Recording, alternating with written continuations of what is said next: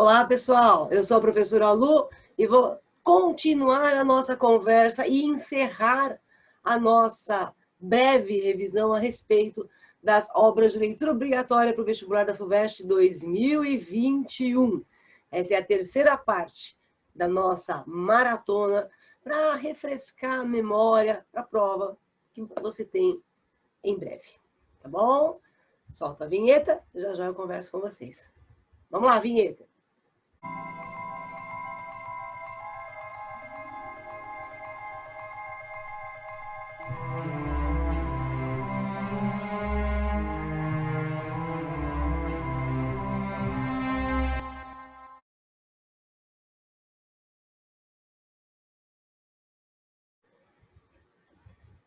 Oi, pessoal. Vamos aqui agora, parece nome de antigo programa de televisão. Vamos lá, meninas, vamos começar a falar sobre o Romanceiro da Inconfidência, da Cecília Meirelles, a grande poeta Cecília Meirelles, porque ela, na verdade, ela não gostava que chamassem ela de poetisa, né? Mas sim, a poeta. E ela realmente é a poeta Cecília Meirelles, uma das maiores que a gente tem no século XX na literatura brasileira. Né? Bom, o Romanceiro da Inconfidência, ele fala a respeito justamente de um momento da história do Brasil que foi a Conjuração Mineira. O termo Inconfidência, ele é um termo não muito adequado, embora seja um termo que ainda muitos empreguem na referência a essa situação histórica do nosso país. Inconfidente, de uma maneira mais ampla, seria um traidor. Então, seria aqui a ideia de que a Inconfidência Mineira teria sido uma traição mineira. Realmente foi uma traição, mas uma traição à coroa portuguesa. Eles não traíram o Brasil. Eles, pelo contrário, estavam fazendo tudo pelo nosso país. Então, que os portugueses chamem os conjurados de inconfidentes, tá certo? Porque realmente eles traíram a coroa portuguesa, mas eles não traíram o Brasil. Então, nós devemos nos referir a essa fase, a esse momento da história do Brasil, como conjuração mineira, tá? Isso seria o mais adequado. Mas a Cecília Meirelles vai tratar aqui como Inconfidência, porque passou a ser o nome, né, mais comum para essa situação vivida no nosso país. O Romanceiro da Inconfidência ele foi escrito na década de 1940 e foi publicado em 1953, e mais por um desafio, né? Porque alguns críticos começaram a falar que a Cecília Meirelles não fazia poesia de cunho social, né? Meio que desafiavam, né? Aquela ideia de, olha, você não sabe fazer. E aí a Cecília Meirelles tomou isso como ponto de honra e escreveu o Romanceiro da Inconfidência para mostrar que ela sabe fazer poesia de várias vertentes. Isso ela não fazia porque ela não queria. E ela levou anos, né, pesquisando a respeito da conjuração mineira, uma pesquisa de cerca de 10 anos. Ela pesquisou como? Ela pesquisou indo aos locais, ela pesquisou em livros, ela ouviu muito o que as pessoas falavam sobre a conjuração mineira.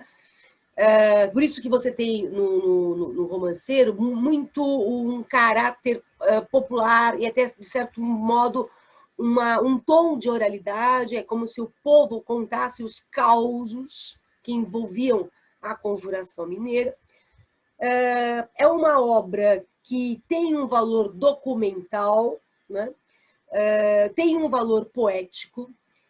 Ela é uma mescla, né, de elementos, de história, de lenda, de tradição, né, de literatura, né, na verdade, porque é uma obra literária, não é uma obra com um cunho histórico.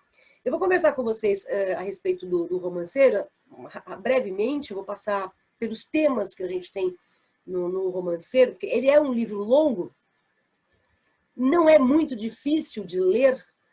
Se você pegar o livro e começar a ler em voz alta, isso facilita um pouco, porque você percebe que há uma forte musicalidade nos versos.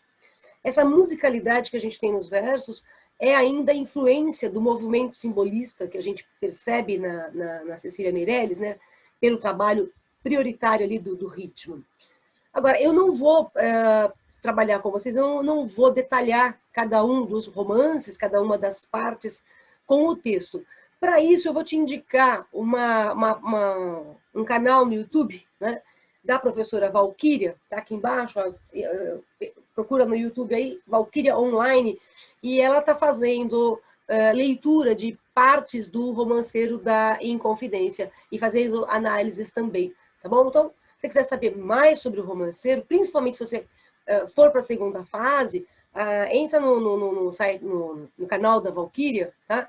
Valquíria Online, e ouça o que ela tem a falar sobre o Romanceiro, no sentido de que ela está lendo trechos e analisando esses trechos do Romanceiro da Inconfidência, tá bom? A gente vai dar só uma geral aqui na obra da Cecília Meirelles. Eu já falei para vocês que tem a musicalidade, né? Influência da proposta simbolista. A linguagem é clara, ela não se vale de vocábulos muito difíceis, nada muito esquisito, principalmente por causa do caráter popular que ela acaba dando ao seu texto. Vila Rica, Ouro Preto, né, que é hoje Ouro Preto, mas situado, toda a referência é situada no momento da Conjuração Mineira, né?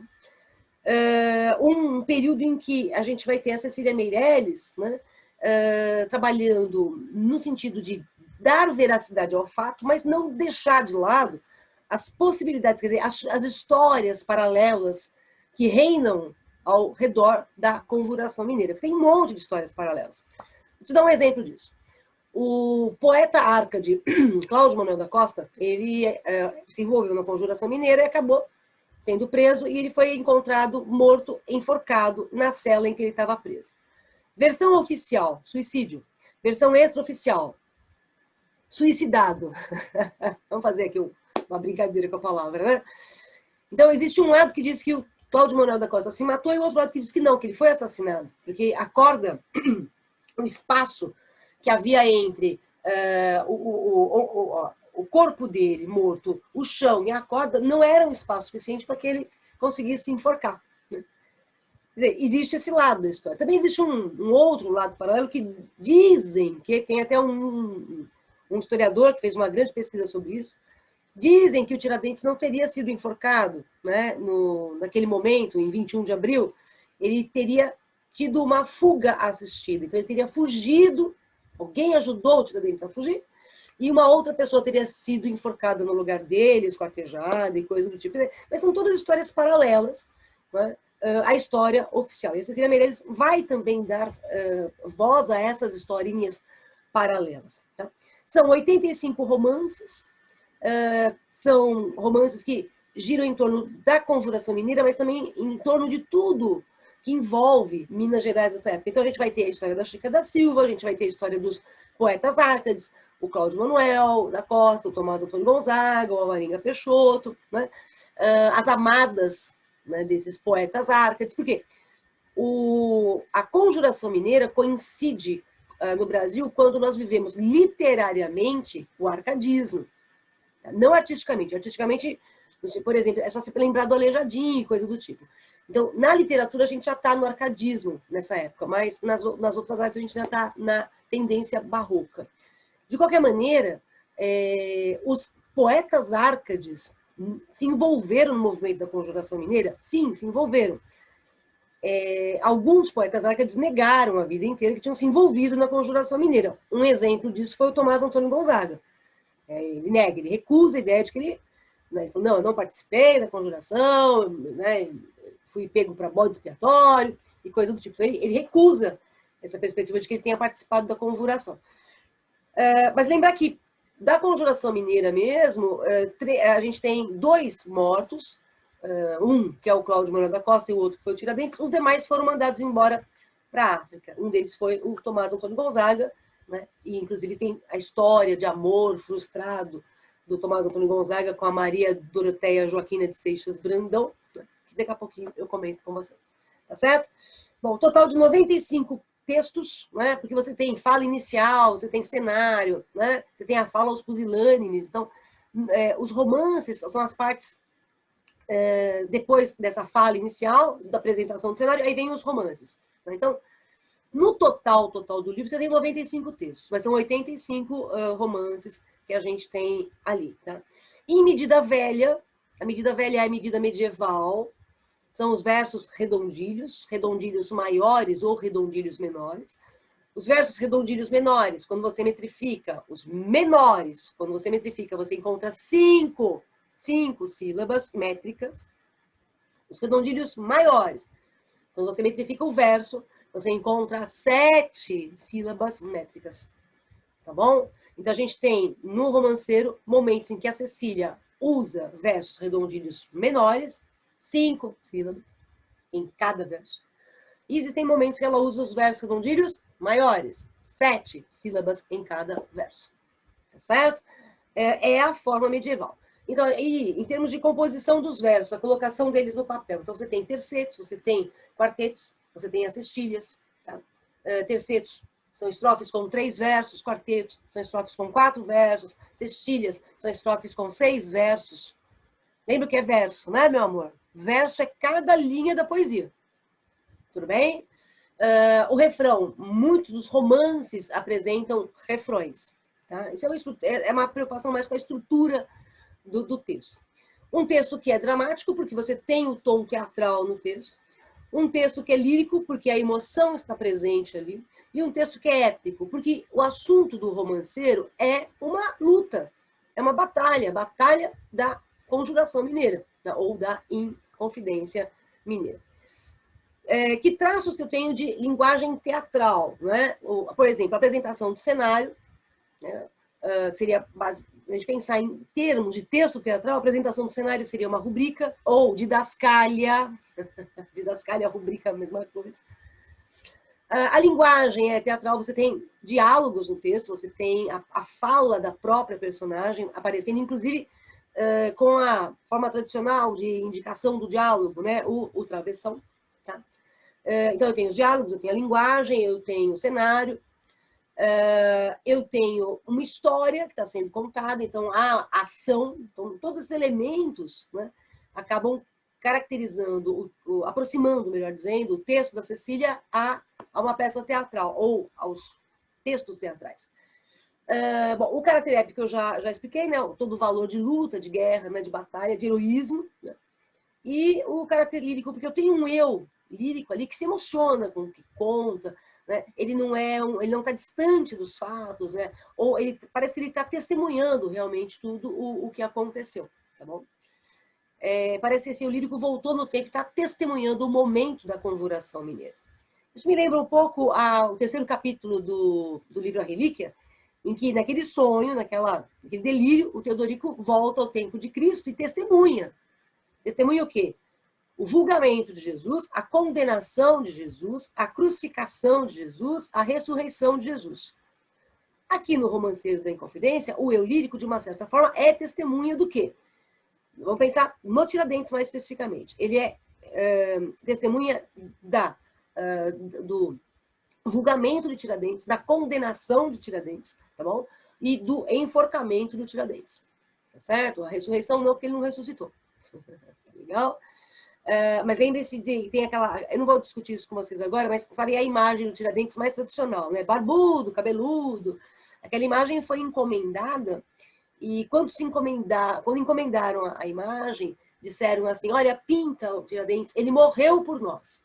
E aí o pintor fez aquela imagem de um Tiradentes muito semelhante a Jesus Cristo, no sentido de ser barbudo e cabeludo. Tá bom? Mas a gente sabe que aquela imagem não condiz com o Tiradentes. O Tiradentes era um alferes, então ele não era cabeludo, ele não era barbudo. Tá? Mas isso é só uma digressão, tudo bem? Eu fiz uma digressão. O que é digressão? Você viu no vídeo anterior, que eu expliquei o Machado de Assis, eu falei de digressão. Eu estava desenvolvendo um assunto, parei, falei de uma coisa paralela, despertada por esse assunto inicial, e agora eu estou voltando ao meu assunto. Tudo bem? Bom, o livro, obviamente, ele é histórico, mas ele tem uma temática social ali importante de uma época do Brasil, em que a gente tem toda a disputa do ouro, né? O comando português, os altos impostos que a coroa portuguesa acaba impondo aos indivíduos. Né? Então, é uma obra em que, de uma certa maneira, a gente pode perceber há uma preocupação muito grande de estabelecer, assim como o movimento tinha essa preocupação também, de estabelecer a formação de uma consciência nacional, buscando a luta contra os poderes tirânicos da coroa portuguesa. Nesse sentido, eu vou aproximar a Mayombe. Ora, qual é o assunto de Mayombe? É a luta dos angolanos pela independência de Portugal, certo? Angola era colônia portuguesa. Aqui eu tenho, de uma certa forma, a luta dos brasileiros contra também a coroa portuguesa. Tá? Então, dá para aproximar nesse sentido de... nós temos duas obras em que os ideais de liberdade, os ideais de justiça, né, são muito intensificados. Né? Realmente, eu acho que é para despertar o leitor para uma consciência em relação não só a um fato da história de passado, mas a fatos que se repetem hoje em dia, né? Seja no Brasil, seja em Angola, ou até mesmo em Portugal, ou no resto do mundo.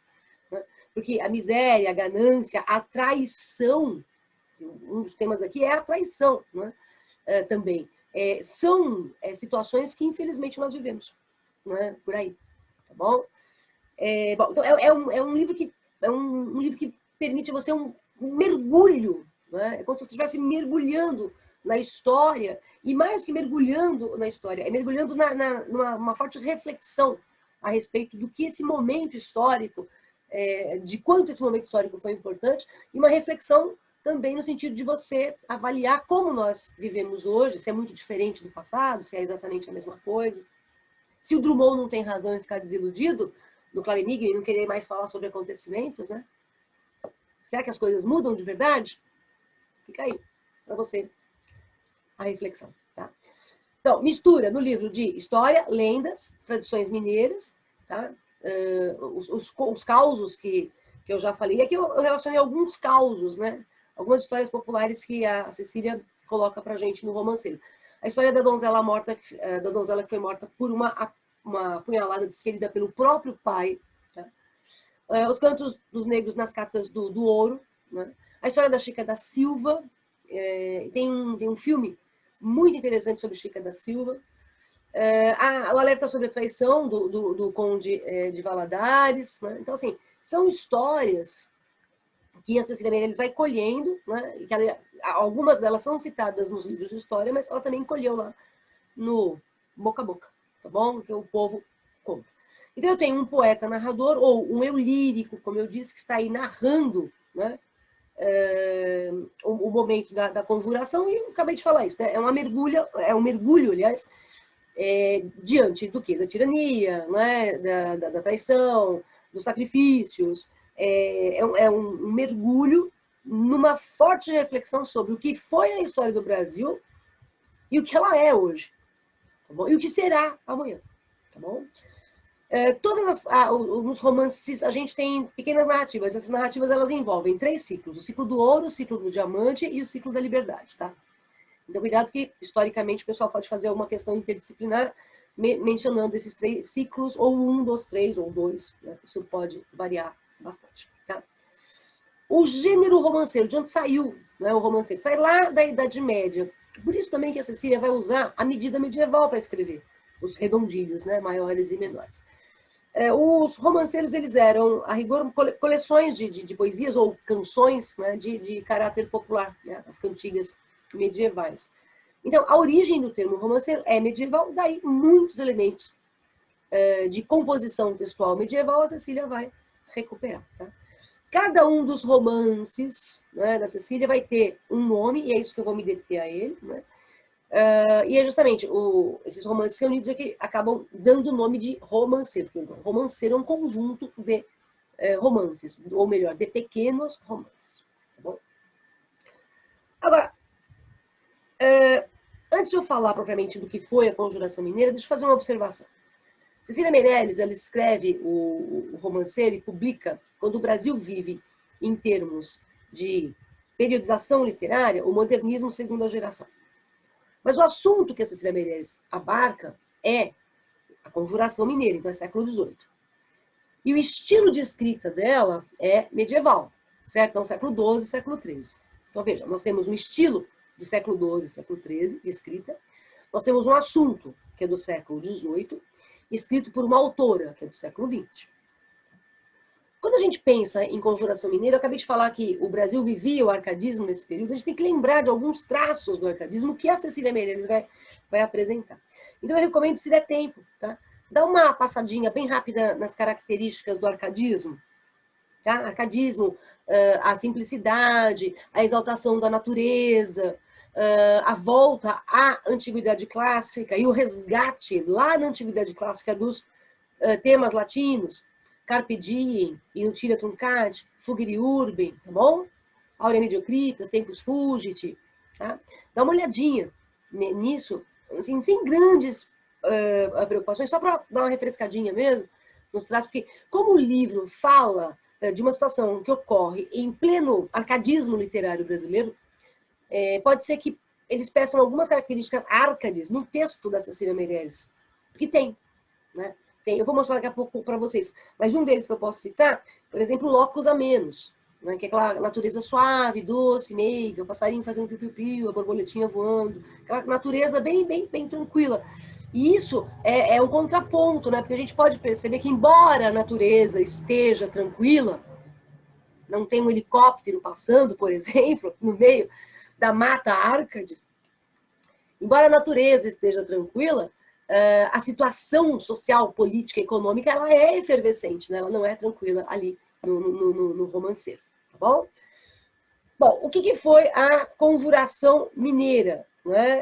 A Conjuração Mineira, na verdade, se a gente for pensar, é o nosso primeiro movimento buscando realmente a liberdade do Brasil em relação ao domínio português. Então, é a primeira tentativa de emancipação realmente do nosso Brasil.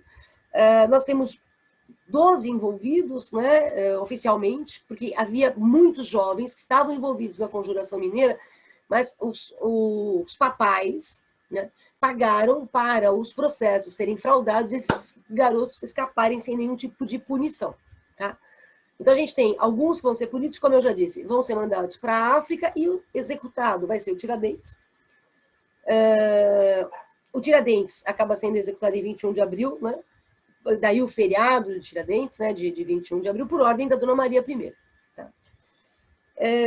A gente tem nessa situação da Conjuração Mineira, né? O povo, a população, ela não apoia muito o movimento. Por que ela não apoia? Porque ela tem medo de represálias, né? Medo de morte também, né? Então, é um período de não muita tranquilidade, tá? Para o homem, para o indivíduo. Em oposição ao que eu tenho na poesia Árcade, né? Porque a poesia Árcade é aquela poesia tranquila, passarinho, borboletinha e coisas do tipo. Tá? Bom, o estímulo para o movimento da Conjuração é a independência dos Estados Unidos e também a Constituição norte-americana. Né? Eles quase que andavam com a Constituição norte-americana embaixo do braço, como se fosse uma bíblia para eles. Né? No sentido metafórico, era uma bíblia. Tá? Minas tem uma população muito grande nessa época e tem muita extração de ouro. Né? Muita extração de ouro. E aí, quanto mais imposto em cima dessa extração, mais a coroa portuguesa acaba ganhando, evidentemente. Aí você tem a derrama, tá certo? Okay? Lembrar que o quinto, né, que se cita no romanceiro, o quinto era 20% do ouro que era arrecadado, tá legal? Okay? Então, assim, é muito dinheiro, tá? É muita riqueza aqui. Bom, quem vai se envolver na conjuração? Proprietários de minas, profissionais liberais, defensores da liberdade, né? Maçons. A maçonaria, os maçons têm também grande participação aqui no movimento da Conjuração Mineira. E aí as reuniões todas eram feitas de uma maneira muito secreta, óbvio, não é? Principalmente porque eles estão se propondo ali a fazer um levante contra a coroa portuguesa. Tá? O problema é que isso é para a vida de vocês. Não se confie em muita gente. Você não pode confiar, sabe, em um número muito grande de pessoas. Você não pode confiar algum segredo num número muito grande de pessoas, porque alguém vai te trair. Alguém vai te trair. É o caso do Joaquim Silvério dos Reis, né, que acaba delatando aí os inconfidentes, né, em troca do perdão das suas dívidas. Tá? Então, assim, cuidado, tá? Tem sempre alguém que te trai, tem sempre algum interesseiro, pilantra, né? A palavra que eu penso agora não devo falar, que vai te trair. Então, não confie em todo mundo. Tá bom? Bom, o processo da conjuração durou 3 anos, né? Os envolvidos foram condenados, alguns ao exílio na África. A África era o grande temor, né? Porque era o desconhecido, era o distante. O Filipe dos Santos foi o primeiro que reagiu contra o controle da coroa sobre a mineração, sobre o ouro brasileiro. Acabou sendo enforcado e foi amarrado a cavalo. Cláudio Manuel da Costa apareceu, né, morto na cela. Versão oficial, suicídio, já sabe. Parece, existe a corrente que diz que ele foi assassinado. E Tiradentes, né, que é a figura mais conhecida, né, desse sacrifício, né, pela liberdade do nosso país. Tá? Joaquim José da Silva Xavier é o nome do Tiradentes, né? E a Cecília Meirelles vai mostrar um Tiradentes de uma origem muito humilde, profissionalmente muito capaz, que ajudava muito as pessoas, que era alferes. Tá? E aí vai lutar justamente pela liberdade. A Cecília mostra um Tiradentes assim, muito, muito humano. Né? Então, é um herói muito humanizado no romanceiro. Tá? Não estou dizendo que ele não era muito humano, não é isso que eu disse. Estou dizendo que no romanceiro ele está bem humanizado. Vila Rica vai ser chamada de País das Arcádias, então daí a referência justamente ao arcadismo, e aí alguns poetas brasileiros que a Cecília Meirelles cita, né? Alguns poetas do arcadismo brasileiro que a Cecília Meirelles cita. Cláudio Moreira da Costa, Tomás Antônio Gonzaga, Alvarenga Peixoto e as musas deles. Lembrem-se que os árcades adotam nomes falsos. Tá? Os nomes falsos dos árcades estão vinculados ou à mitologia ou à natureza. Então, aí, entre parênteses, eu coloquei para vocês os nomes falsos. Acho que o mais famoso, realmente, é o Dirceu, que seria o nome falso do Tomás Antônio Gonzaga, um dos nomes falsos que ele usa. Tá? E a Maria Doroteia Joaquina de Seixas Brandão, que ele se refere a ela como Marília. Tá bom? E aí os traços da poesia árcade, né, que eu também já comentei com vocês. Tá certo? Esses traços da poesia árcade, eles estão vinculados também à linguagem árcade que a Cecília Meirelles usa, né, em alguns momentos. Então, por exemplo, olha aqui como a gente tem bem aquela natureza árcade, olha, o bosque, os arroz, as ovelhinhas, a ovelhinha bebe, tá? Tem as frautas dos pastores, né? Os suspiros, tá vendo? Tudo muito natural, suave, meigo. Então, muita referência à natureza, passarinho, borboletinha, muita referência à mitologia, a simplicidade da linguagem. Você vai notar que é muito diferente a linguagem da Cecília da linguagem do Gregório de Matos. No Gregório de Matos, por exemplo, a gente tem muito a inversão dos termos da oração, sabe? Ele usa muito a ordem indireta, ele usa muito hipérbatos, muitos hipérbatos. A Cecília não, porque ela vai na linguagem árcade. Então, é uma diferença grande entre a linguagem barroca e a árcade. A barroca é uma linguagem que dificulta o entendimento. Já a linguagem árcade não tem essa busca de dificultar o entendimento, né? Então, ela passa a ser mais simples. A Cecília vai nessa linha também. Bom, vamos passear aqui pelas partes, tá? Então, a parte 1. Apresentação do ambiente, a descoberta do ouro, a referência a muitas lendas mineiras e algumas tradições históricas, algumas referências históricas. Na primeira parte você tem a Chica da Silva e a fundação de Vila Rica, que depois vai se tornar Ouro Preto. Tá? Logo depois da primeira parte, então, você tem a tal da fala inicial. Né? Então, nessa fala, a gente aqui... Eu coloquei só trechinhos, tá? Mais para ilustrar o slide, porque eu não vou ler, senão fica muito longo. O livro é muito longo. Né? Então, aqui é a fala inicial, né? Um narrador de primeira pessoa que vai divulgar a revolta. Né? Okay? Na colônia, no caso, é o movimento da conjuração mineira. Tá certo? E aí você tem o primeiro romance, romance 1 ou da revelação do ouro. Ele tem sempre um subtítulo. Tá? E aqui você tem a apresentação do ambiente, a referência à descoberta do ouro e a fundação de Ouro Preto. Tá? Como a gente tem logo na apresentação da primeira parte. Então, as apresentações das partes, elas já resumem o que vai aparecer em cada um dos romances. O romance 2, ou do ouro incansável, é a febre do ouro que vai atrair um monte de gente para Minas, todo mundo quer dinheiro. Né?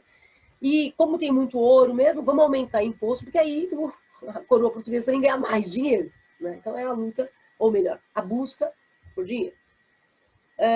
No romance 5, né, a gente tem a destruição de Ouro Podre. Ouro Podre vai ser destruída por um incêndio, e a Cecília Meirelles vai relatar isso. Esse incêndio foi ordenado pelo Conde de Assumar. Então, reparem que figuras históricas farão parte da obra da Cecília Meirelles, por quê? O fundo, né, é histórico, então tem que ter figura histórica. Tá? E a morte do Felipe dos Santos, que eu já falei para vocês, tá bom? No romance 6, né, ou transmutação dos metais, a gente tem a troca dos quintos, né? A quinta parte do ouro, que era do ouro todo recolhido, acabava sendo enviada para Portugal. Tá? E o grande problema é que o Dom João V acaba encontrando grãos de chumbo no meio desse ouro. Tá certo? Lógico. O pessoal vai... Gente, um grãozinho de chumbo aqui, um grãozinho de chumbo lá. Você está trocando por um grão de ouro que alguém roubou. Vocês já compraram um saco de carvão para churrasco que vem pedra dentro? Eu já comprei um monte. Né? Eu até uma vez estava fazendo coleção de pedras do carvão, né? Por quê? Porque pesa mais. E aí o cara, sabe, uma pedrinha aqui, uma pedrinha ali, o cara vai lucrando, né? Em diversos aspectos, né? Ele vai lucrando. O romance 7. Né? No romance 7, ou do Negro nas Cartas, né? O trabalho dos escravos catando os diamantes, né? Um trabalho exaustivo. Depois a gente tem no romance 8, ou o romance do Chico Rei, é o Chico Rei e a exigência da coroa pedindo mais ouro, e mais ouro, e mais ouro, né? Quanto mais ouro, maior a riqueza, maiores os impostos. No romance 9, ou de Vira e Sai, a gente tem a figura da Santa Ifigênia, que é uma princesa negra africana, cultuada pelos africanos, e que tem muito vínculo aí com esse exercício de luta, de guerra, né, de valores heróicos. No romance 13, ou Nossa Senhora da Ajuda, reparem que a gente tem muito aspecto associado a santas, a santos. Por quê? Lembrem-se que Minas é uma região muito ligada à espiritualidade, à religiosidade, isso até hoje. Então, estão aqui os elementos religiosos também. E aqui eu tenho um relato de 7 irmãos que estão pedindo para a santa que os livre do mal. Né? Uma dessas crianças, um desses 7 irmãos, é o Tiradentes. Tá bom? No romance 14, ou da Chica da Silva, é A Riqueza e o Poder da Chica da Silva. Chica da Silva, que era belíssima, né? Chica da Silva, que era muito inteligente, e, inclusive, ela alerta João Fernandes a respeito da possibilidade da traição do Conde de Valadares. Né? E justamente no romance 16, ou da traição do Conde, a gente tem aquele alerta que a Chica da Silva faz, né? Acaba se confirmando aqui. Tá? No romance 18, ou dos Velhos do Tijuco, é o declínio de poder da Chica da Silva, não só de poder, mas também o declínio econômico. Tá bom? Aí você tem uma imagem da Chica da Silva, uma mulher forte, decidida, inteligente. Então, e tem uma certa exaltação da figura feminina no Romanceiro da Inconfidência pela figura da Chica da Silva.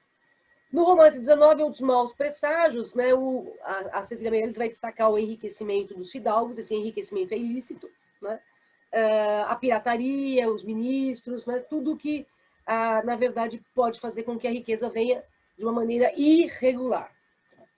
No romance que começa a segunda parte, a gente já vai ter o princípio de todo o desenvolvimento da conspiração, da conjuração mineira. Então, a parte 2, ela apresenta para a gente esse desenvolvimento da conjuração mineira, como era a vida em Vila Rica, bem bucólica, bem aquela natureza suave, doce, meiga, típica do movimento Árcade. A referência aqui aos poetas árcades que se envolvem, né, na conjuração mineira, já a indicação de que haverá tragédia, né, na conjuração.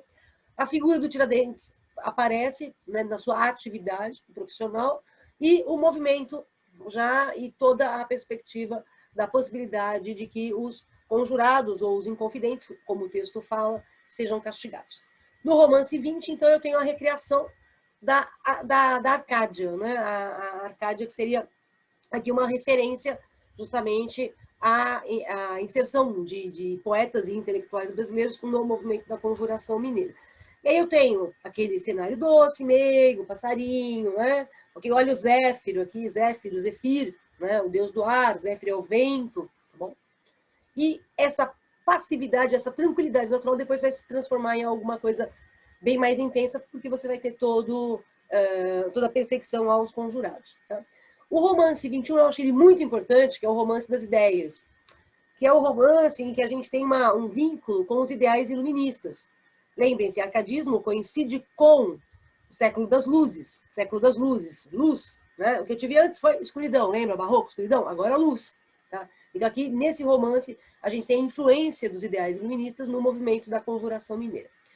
No romance 24, repare que eu estou pegando só alguns romances que eu acho que talvez sejam mais importantes. Tá? No romance 24, eu tenho as reuniões para a criação do lema e também da bandeira da conjuração mineira. Né? O lema, o Liberdade Ainda, que tardia, né? Que está na bandeira da conjuração, a bandeira mineira.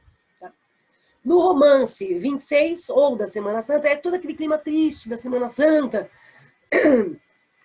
além do clima triste, porque é Semana Santa, né? A semana que a gente tem Cristo sendo julgado, condenado e crucificado. Né? Então, é mais o clima da Sexta-feira Santa do que propriamente o clima da Páscoa. Porque é um clima de tristeza que eu tenho associado à possibilidade de desgraça, né? Que vai acabar atingindo, na verdade, os conjurados.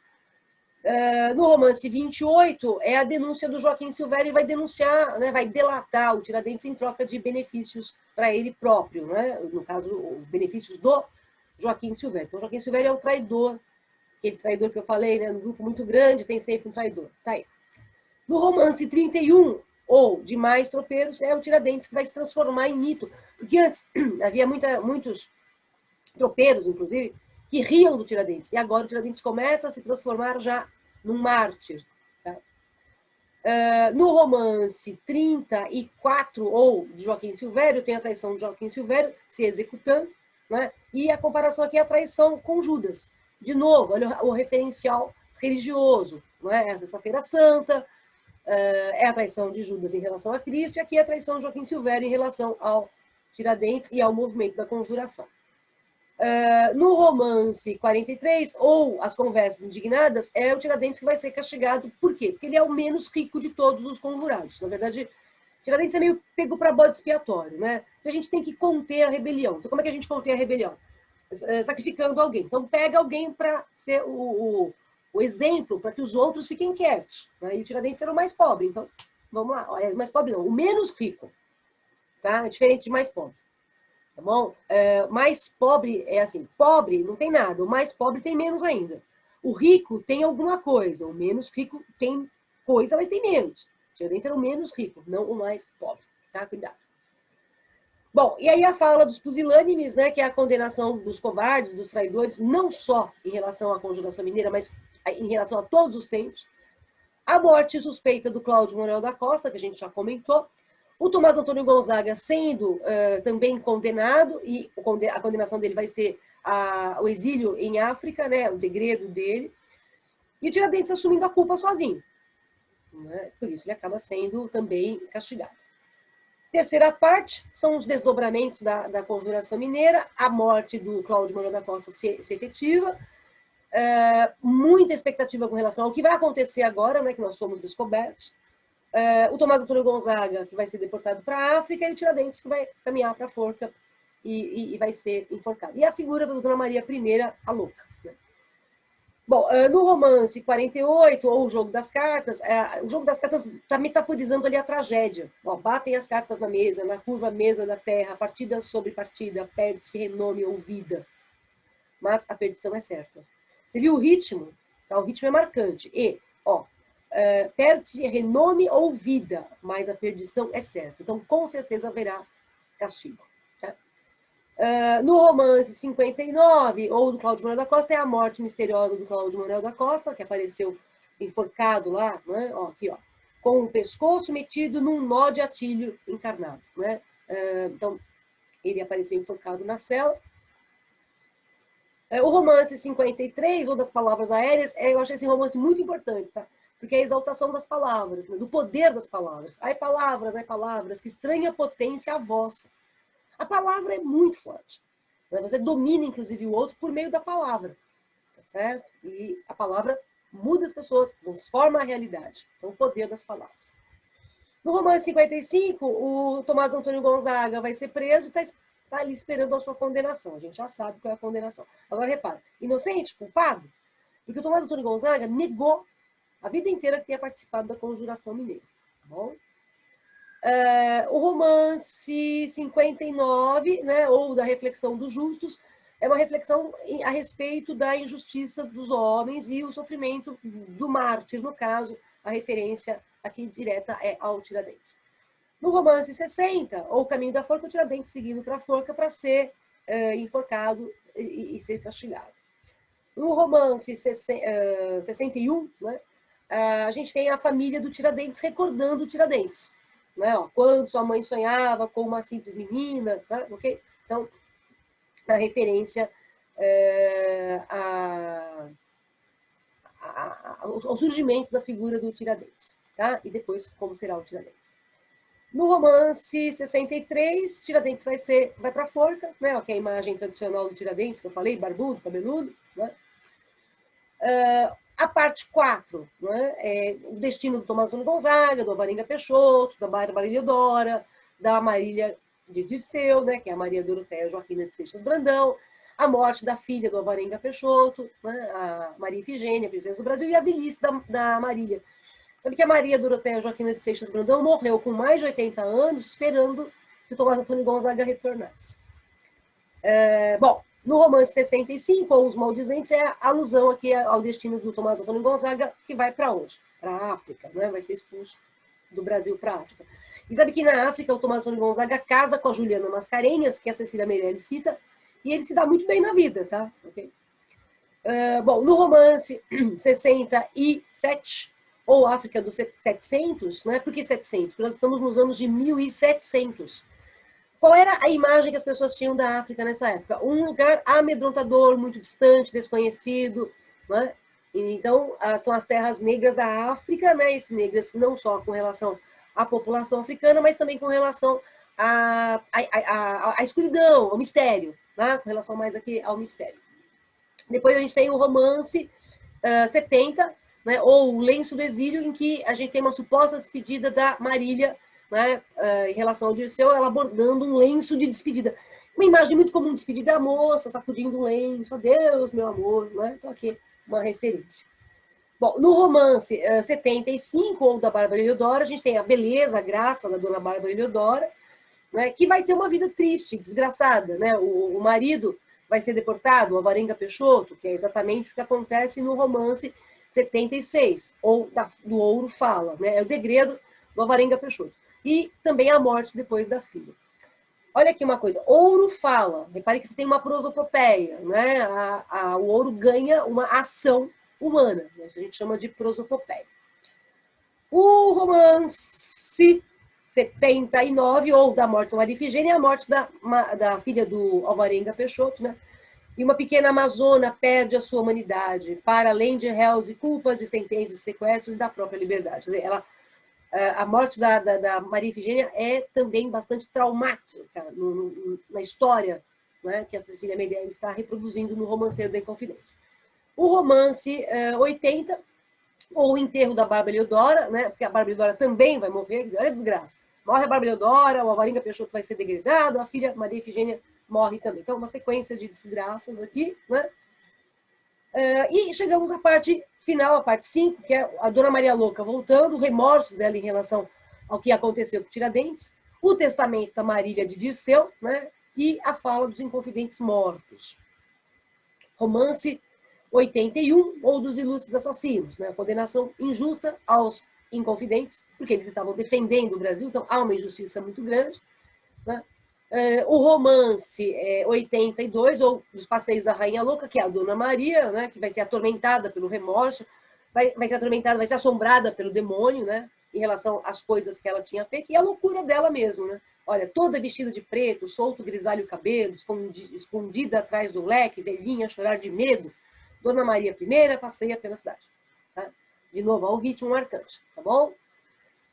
O romance 85, O Testamento da Marília, a Morte da Marília de Dirceu, né?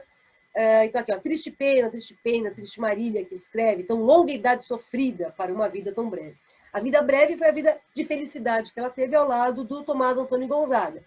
E a vida de longa idade sofrida é ela ficar até a morte esperando que o Tomás Antônio Gonzaga volte. Inclusive, ela não acredita muito quando ele se casa com a Juliana Mascarenhas, ela acha que, nossa, ou só se ele estiver louco, né? Então, a tristeza da Marília e a morte. E o desfecho, né? A fala aos inconfidentes mortos, treva da noite, lanosa capa nos ombros curvos dos altos montes aglomerados. Agora tudo jaz em silêncio. Amor, inveja, ódio, inocência, no imenso tempo se estão lavando. Né? Então, assim, o Romance da Inconfidência é uma obra, eu acho que ela é mais gostosa de ser ouvida do que propriamente ser lida silenciosamente. Né? Eu acho que a gente podia fazer aqui uma exaltação, né, de um traço da Cecília Meirelles, que é essa questão da oralidade. É um texto muito bonito, um pouco cansativo de ser lido, como eu acabei de dizer, mas que registra um momento na história do Brasil extremamente importante. Tá bom? Daqui a pouquinho eu volto, vou dar uma pausinha, beber uma aguinha, eu já volto para a gente falar de mais uma obra. Tá bom? Fica aí, já volto. Tchau.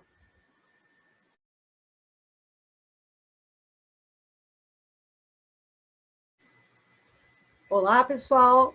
Voltei para a gente agora conversar a respeito de um livro novo na lista, de um autor atual, chamado Bernardo Carvalho. O livro é Nove Noites, né?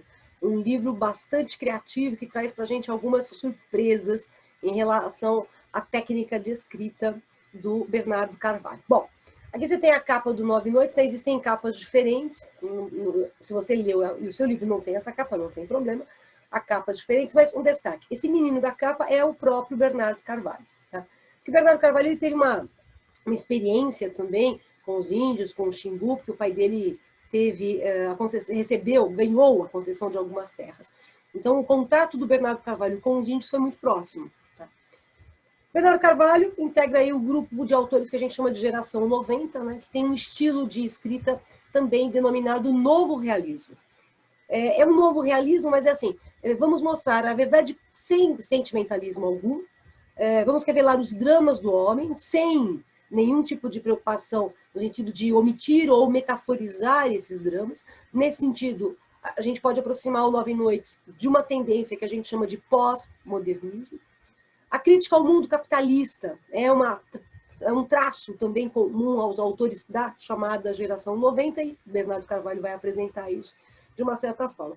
E uma nova perspectiva de romance histórico. O romance histórico ele vai ser criado lá no século XIX no romantismo.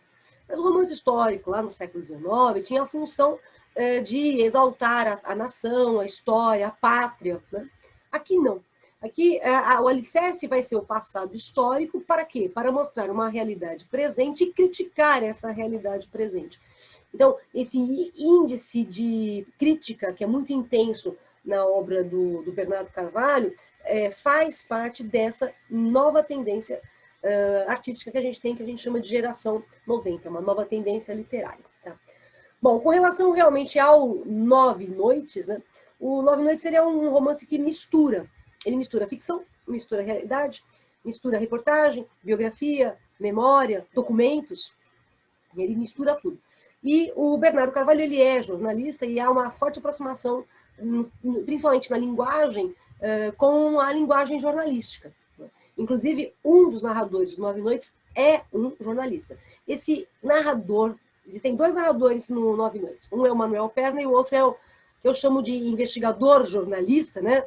Narrador, investigador, jornalista, que tem muito ponto de contato com o autor Bernardo Carvalho. Mas isso não faz do livro um livro autobiográfico. Tá? Ele não é um livro autobiográfico. Ele mistura ficção e não ficção. Agora, a grande discussão que o livro traz logo no início é justamente o que é ficção e o que não é ficção, o que é verdade e o que é mentira. Né? E o Manuel Perna, que é o narrador, um dos narradores, ele logo no princípio ele diz, olha, você está entrando num mundo em que a verdade e a mentira andam muito juntas. E se você acha que vai resolver, vai encontrar a verdade aqui, você não vai encontrar. Então, logo de cara, o livro já diz para a gente que o grande mistério que o livro vai apresentar não vai ser resolvido. Tá? A linguagem é simples e o pós-moderno aí que eu acabei de comentar com vocês é um traço já do Bernardo Carvalho. Então, veja, que no romance a gente tem reportagem, a gente tem memória, a gente tem um recurso jornalístico, então é um romance-reportagem, é um romance memorialista, é um romance jornalístico, é um romance policial, né, porque ele está investigando o que teria levado Bill Quinn ao suicídio, mas também não é bem um romance policial, porque nos romances policiais você tem o desfecho da situação, você sabe o que aconteceu, né, se resolve, você vai descobrir quem foi que matou, etc. E tal. Aqui você não descobre. Então, na verdade, o Nove Noites está parodiando os romances policiais tradicionais, como ele também acaba parodiando os romances históricos, como ele acaba parodiando o romance de suspense e os romances tradicionais, em especial os romances indianistas, lá do romantismo. Aqui no Brasil, no caso, romance indianista, José de Alencar. José de Alencar é o pai de todos os índios na literatura, só que os índios no romantismo eles eram idealizados. Né? O índio é bom, né? Como diz o Gonçalves Dias, sou bravo, sou forte, sou filho do norte, meu canto de morte, guerreiros ouvi. Quer dizer, o índio é cheio de valores positivos. Aqui no Nove Noites, eu tenho o índio apresentado não apenas a partir de seus valores positivos, mas também o índio é apresentado como um ser humano, que tem falhas, que tem interesses, né, que age muitas vezes com uma certa malícia. O índio não é santificado no Nove Noites, como ele é, por exemplo, santificado no romantismo. É lógico que, por exemplo, na obra do Alencar, você tem índio bom e índio mau, mas eles têm um fundo moral nas ações deles. Aqui eu tenho índios que, sabe, eles são realmente interesseiros. Né? É como quando o narrador, investigador, jornalista chega para buscar informações sobre a morte de Bill Quinn. Ele chega numa tribo, ele chega com um gravador, e o chefe da tribo fala assim para ele, esse gravador aí, eu tô precisando de um. Aí o narrador, investigador, jornalista diz para ele, olha, esse é meu, eu preciso dele para trabalhar. E o índio responde, também não quero esse, eu quero um novo. Então, assim, é no sentido de mostrar o índio realmente sem aquele véu de idealização que a gente tem no romantismo. Tá? Nove Noites, um romance publicado em 2002, então ele é um romance bem atual, né? Eu sei que 2002 já tem aí 18 anos, né? Muitos de vocês estavam nascendo em 2002, mas é um romance bastante atual, né? Contemporâneo, repito, pós-moderno. Tá? O enredo dele é um enredo complexo, principalmente porque nós temos no livro duas situações que vão sendo apresentadas ao mesmo tempo. As cartas do Manuel Perna, que vem em itálico, o tipo de letra é itálico, e o relato do narrador, investigador, jornalista, que vem em letra redonda, tá bom? Quem também faz essa diferença do tipo de letra é o livro Mayombe. No romance Mayombe, quando você tem lá eu, narrador, sou teoria, a letra vem em itálico. E quando é o narrador neutro, em terceira pessoa, a letra está redonda. Tá bom? A tipografia vai ser importante para marcar para você, leitor, quem é que está falando em que momento. Então, aqui, letra em itálico, Manuel Perna. Letra redonda, investigador, jornalista, o narrador, investigador, jornalista. Tá? Muitas vezes, como o grande mistério, o que teria levado Bill Quinn ao suicídio, muitas vezes você não sabe se o que está sendo narrado ali ou o que está sendo investigado é fato ou é fake, ou é mentira. Então, as ambiguidades são constantes, as contradições são frequentes. E aí você vai tendo, o autor ele vai jogando uma série de informações e muitas delas desconexas. Então, ele cria um grande quebra-cabeça e você acaba pegando as pecinhas e você vai juntando para formar, né, a imagem definitiva desse quebra-cabeças. O problema é que vai ficar faltando uma peça. Tá? Esse mosaico, esse quebra-cabeça, né, que é a história do Bill Quinn, vai ficar faltando uma pecinha, não vai se completar, tá bom? É ficcional, mas a partir de fatos reais, não se esqueça disso. Há muitos elementos reais, eu já vou destacar com vocês alguns deles, tá? Bom, o Bernardo Carvalho, tem várias entrevistas aí na internet do Bernardo Carvalho, e algumas delas ele fala sobre o Nove Noites, e ele diz que não é um romance profissional, tanto que eu disse para você. Há muitos pontos de contato entre narrador, investigador, jornalista do romance Nove Noites e o autor Bernardo Carvalho. Mas o livro não é ficcional, tá bom? Há várias versões sobre a morte de Bill Quinn, e aí o narrador, investigador, jornalista vai juntando essas versões e acaba criando um grande problema, porque muitas vezes as peças não se encaixam ou se contradizem. Tá? Não se sabe por que o Bill Crane se matou. Tá bom? Existem várias possibilidades de motivos para ele ter tido esse momento extremamente agressivo, né, com ele mesmo. Tá? Então, você não vai descobrir, né? Você tem só suposições. Tá? Suposições tem várias. A gente já vai, daqui a pouquinho, falar de algumas suposições. A linguagem do livro. Uma coisa curiosa. Quando eu tenho a carta testamento do Manuel Perna, a linguagem do Manuel Perna é muito metafórica, é muito poética. Mas quando eu tenho narrador, investigador, jornalista, a linguagem dele já não é tão poética. Tá? A linguagem já não é tão... é mais a linguagem com a precisão do jornalismo mesmo. Tá? Então, acho que ele faz jus, né, ao que é o narrador, investigador, jornalista. Agora, além da linguagem do narrador Manuel Perna, do narrador investigador jornalista, eu tenho alguns depoimentos, né, de figuras que são entrevistadas, questionadas quanto à história de Bill Crane. E ali eu também tenho a linguagem dessas pessoas sendo apresentada. Tá? Em alguns instantes, o livro fala a respeito do próprio livro. E aí, ó, a meta-linguagem. Então, é um meta-romance, é uma meta-narrativa, uma meta-ficcionalidade, é metalinguagem no sentido amplo. Tá? É uma narrativa que vai se explicando, né? Ela é autoexplicativa, isso é o processo da metalinguagem. E tem um desenvolvimento lógico, né? Tem um raciocínio lógico, tanto que ele destaca para a gente quando tem contradições. Não todas, mas ele destaca para a gente, poxa, mas o outro não tinha dito tal coisa, como é que pode ser essa agora? Né? Ele mesmo levanta as possibilidades ali de contradições. Duas narrativas encaixadas, a história do Manuel Perna, em relação ao convívio que ele teve durante 9 noites, mais especificamente com o Bill Crane, e a narrativa do jornalista, do narrador investigador jornalista, que acaba falando dele mesmo por meio da história do Bill Crane, porque há pontos de contato entre a história do narrador investigador jornalista e o Bill Crane. A gente já vê isso. Daí a autorreferencialidade, né? Porque o narrador investigador jornalista usa a história do Bill Crane para falar dele mesmo. Tá? E ele diz logo no começo, quando ele começa as investigações, o narrador ele fala, né? Não, eu estou fazendo uma investigação, é uma investigação só. E se a gente pensar em investigações, vamos pensar em investigações não obrigatoriamente policiais, vamos pensar no aspecto científico mesmo. Você está fazendo uma pesquisa para desenvolver, vamos supor, uma tese, tá? Você vai ter que dar uma conclusão à sua tese. O livro não tem conclusão. Então, deixou de ser um texto investigativo, deixou de ser uma pesquisa para ser um romance. Porque o romance não precisa ter uma conclusão definida, né? Mas uma tese precisaria ter. Então, embora o narrador, investigador, jornalista fale várias vezes que ele está fazendo uma pesquisa, ele vai desistir da pesquisa e vai transformar a pesquisa num romance, porque ele não tem conclusão. Né? O texto deixou de ter conclusão. Tá? Todo texto de pesquisa precisa de uma conclusão. Tá bom? Bom, as 9 noites que o Manuel Perna acabou conversando com o Bill Crane, né?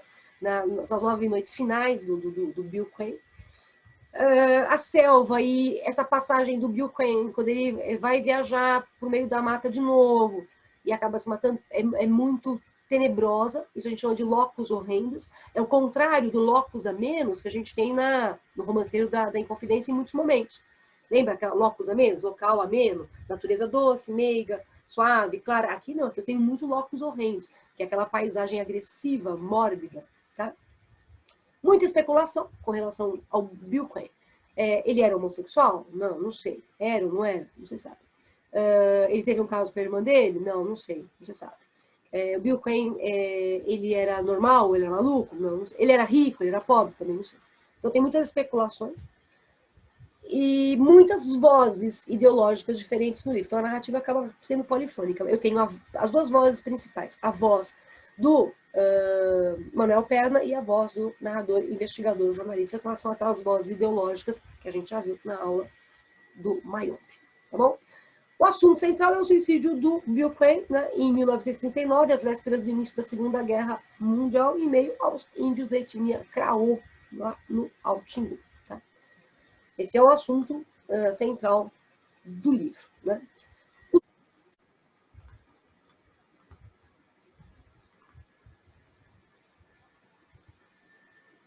o tempo do livro.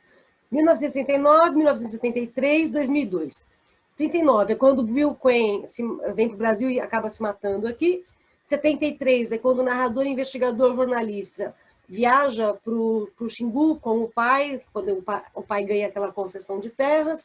2002, quando o narrador, investigador, jornalista vai tomar contato com a história de Bill Quinn. O que aconteceu foi o seguinte: o narrador, investigador, jornalista leu um artigo da antropóloga Marisa Correia, da Unicamp, e naquele artigo ela fazia referência a Bill Quinn.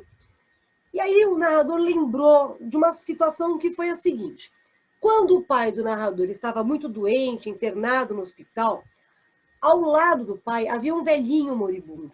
E quando esse velhinho moribundo viu o narrador, investigador, jornalista, ele chamou o narrador, investigador, jornalista de alguma coisa do tipo Bill Correia, Bill quem, uma coisa assim. Ele não entendeu direito. E agora, quando o narrador, investigador lê o nome Bill Quinn, ele lembra da cena do velhinho. Então, a partir daí, ele vai buscar informações sobre quem foi Bill Quinn, e aí a história se desenrola, tá? Bom, 1939, então é a chegada do Bill Quinn ao Brasil. A referência aqui, temporal, o Brasil vive o quê? O Estado Novo.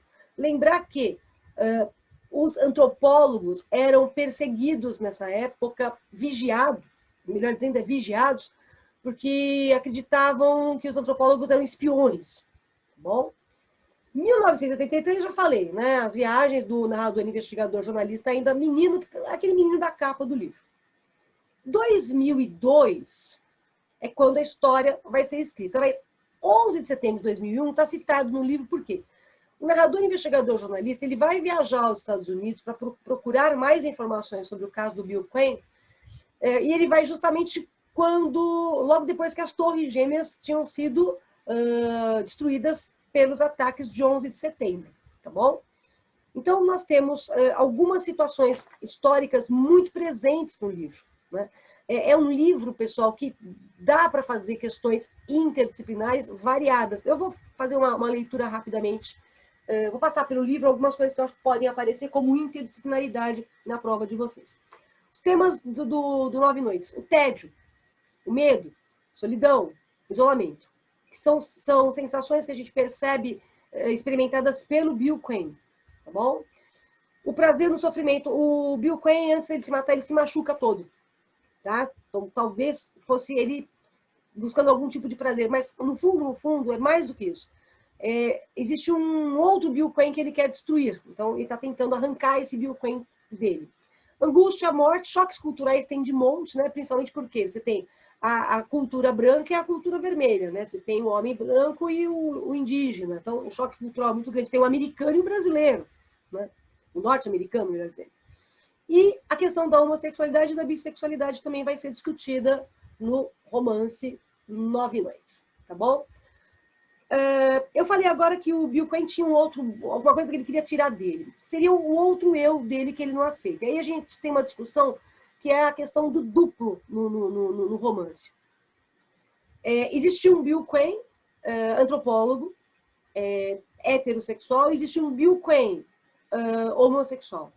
Existe um Bill Quinn que é lúcido e existe um Bill Quinn que é alucinado. Então, você percebe que a identidade do Bill Quinn ela se duplica ao longo do romance. E esse outro Bill Quinn que insatisfaz, né, o Bill Quinn antropólogo, o Bill Quinn antropólogo ele quer eliminar esse outro eu dele. Só que para eliminar esse outro eu, ele tem que se matar. É mais ou menos só que numa conclusão diferente. Lembra que eu falei que o Luiz da Silva ele se projeta muito no Julião Tavares, e o Julião Tavares é aquilo que o Luiz da Silva gostaria de ser. Então, o Julião Tavares, de uma certa forma, é o duplo do Luiz da Silva, mas um duplo chato, um duplo... O Julião Tavares é mau, o Julião Tavares é cruel com as mulheres. Então, o que o Luiz da Silva faz? Ele mata esse seu duplo com o Julião Tavares. Aqui, para o Bill Quinn matar esse duplo que ele não aceita, ele tem que se matar, porque é ele mesmo. É um outro lado do eu dele, né? Parece até o charada, né? Se a gente pensar, né? Que tem o charada do bem e o charada do mal, né? É mais ou menos essa ideia do duplo que a gente tem aqui, tá? E existe um outro duplo que é o seguinte, o narrador, investigador, jornalista, vê na vida do Bill Quane muita coisa que ele experimentou. Então, eu elenquei aqui. Trauma com os índios. Bill Quane teve grandes problemas com os índios brasileiros, né? E o narrador, investigador, jornalista também. Quando criança e depois quando ele volta para buscar informações sobre o suicídio do norte-americano. Aproximação das mortes do pai, né? Tanto em relação ao Bill Quane quanto o narrador. Na verdade, tanto o Bill Quane quanto o narrador, eles têm problemas com os pais. Tá? Aliás, isso lembra também o Campo Geral. No Campo Geral, o Miguelinho tem problema com o pai. A relação pai e filho muito conflituosa. Como a gente também tem no Mayombe. O comissário político, de uma certa forma, ele vê em Sem Medo um pai. E a relação é complexa.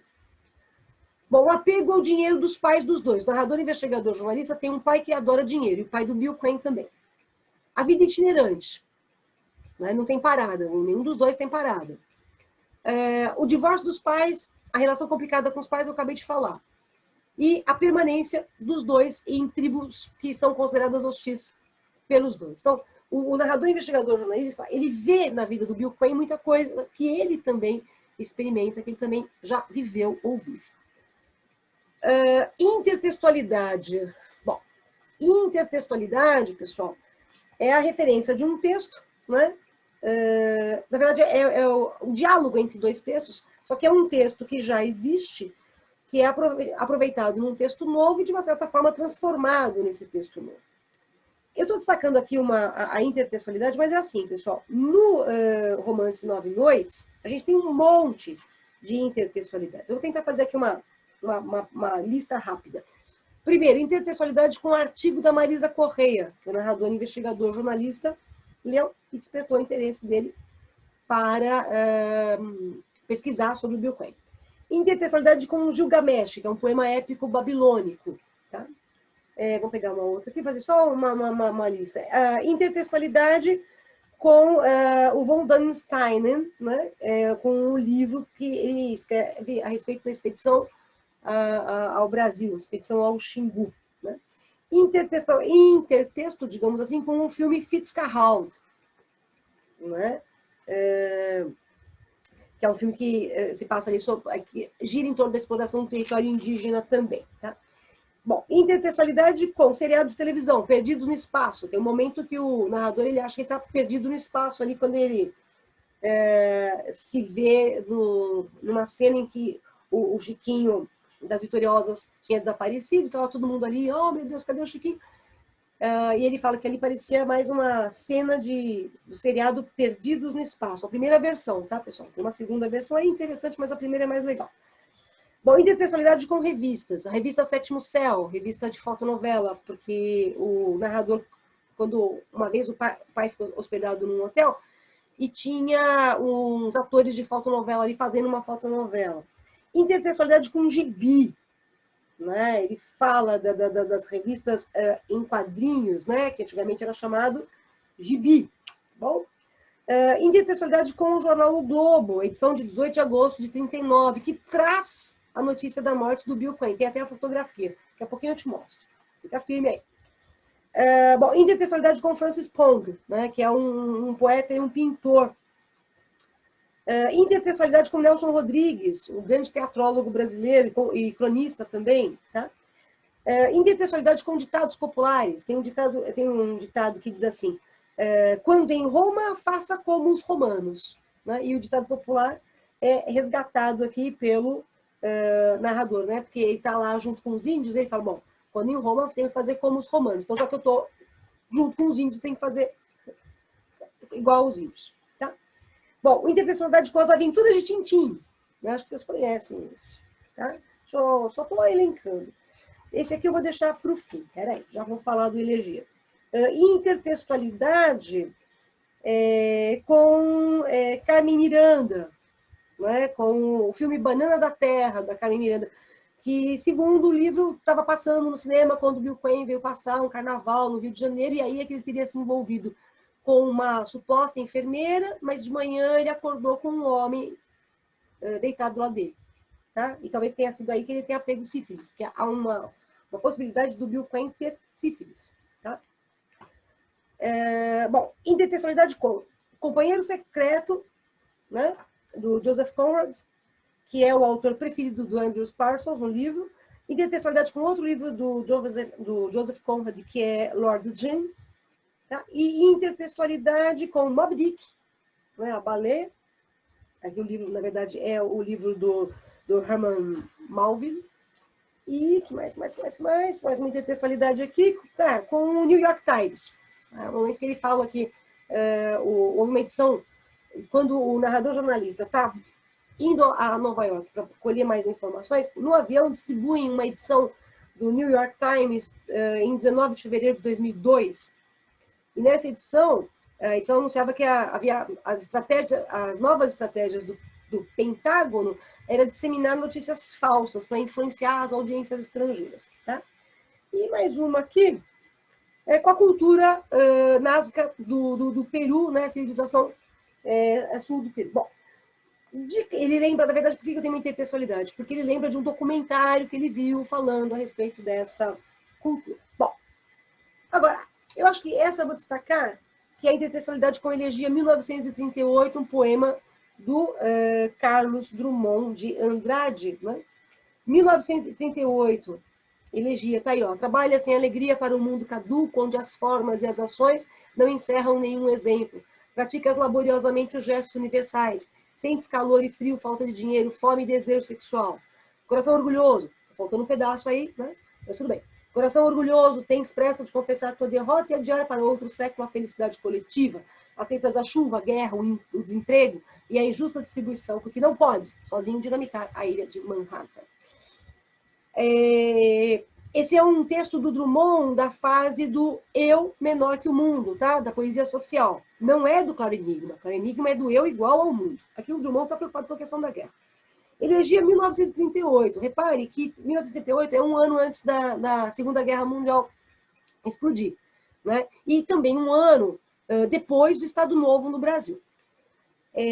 Aqui o Drummond, no Elegia 1938, ele faz toda uma desconstrução da utopia, ele faz uma desconstrução da esperança. É um poema de angústia, é um poema de pessimismo, né? Diante de uma série de elementos, por exemplo, a indiferença da humanidade.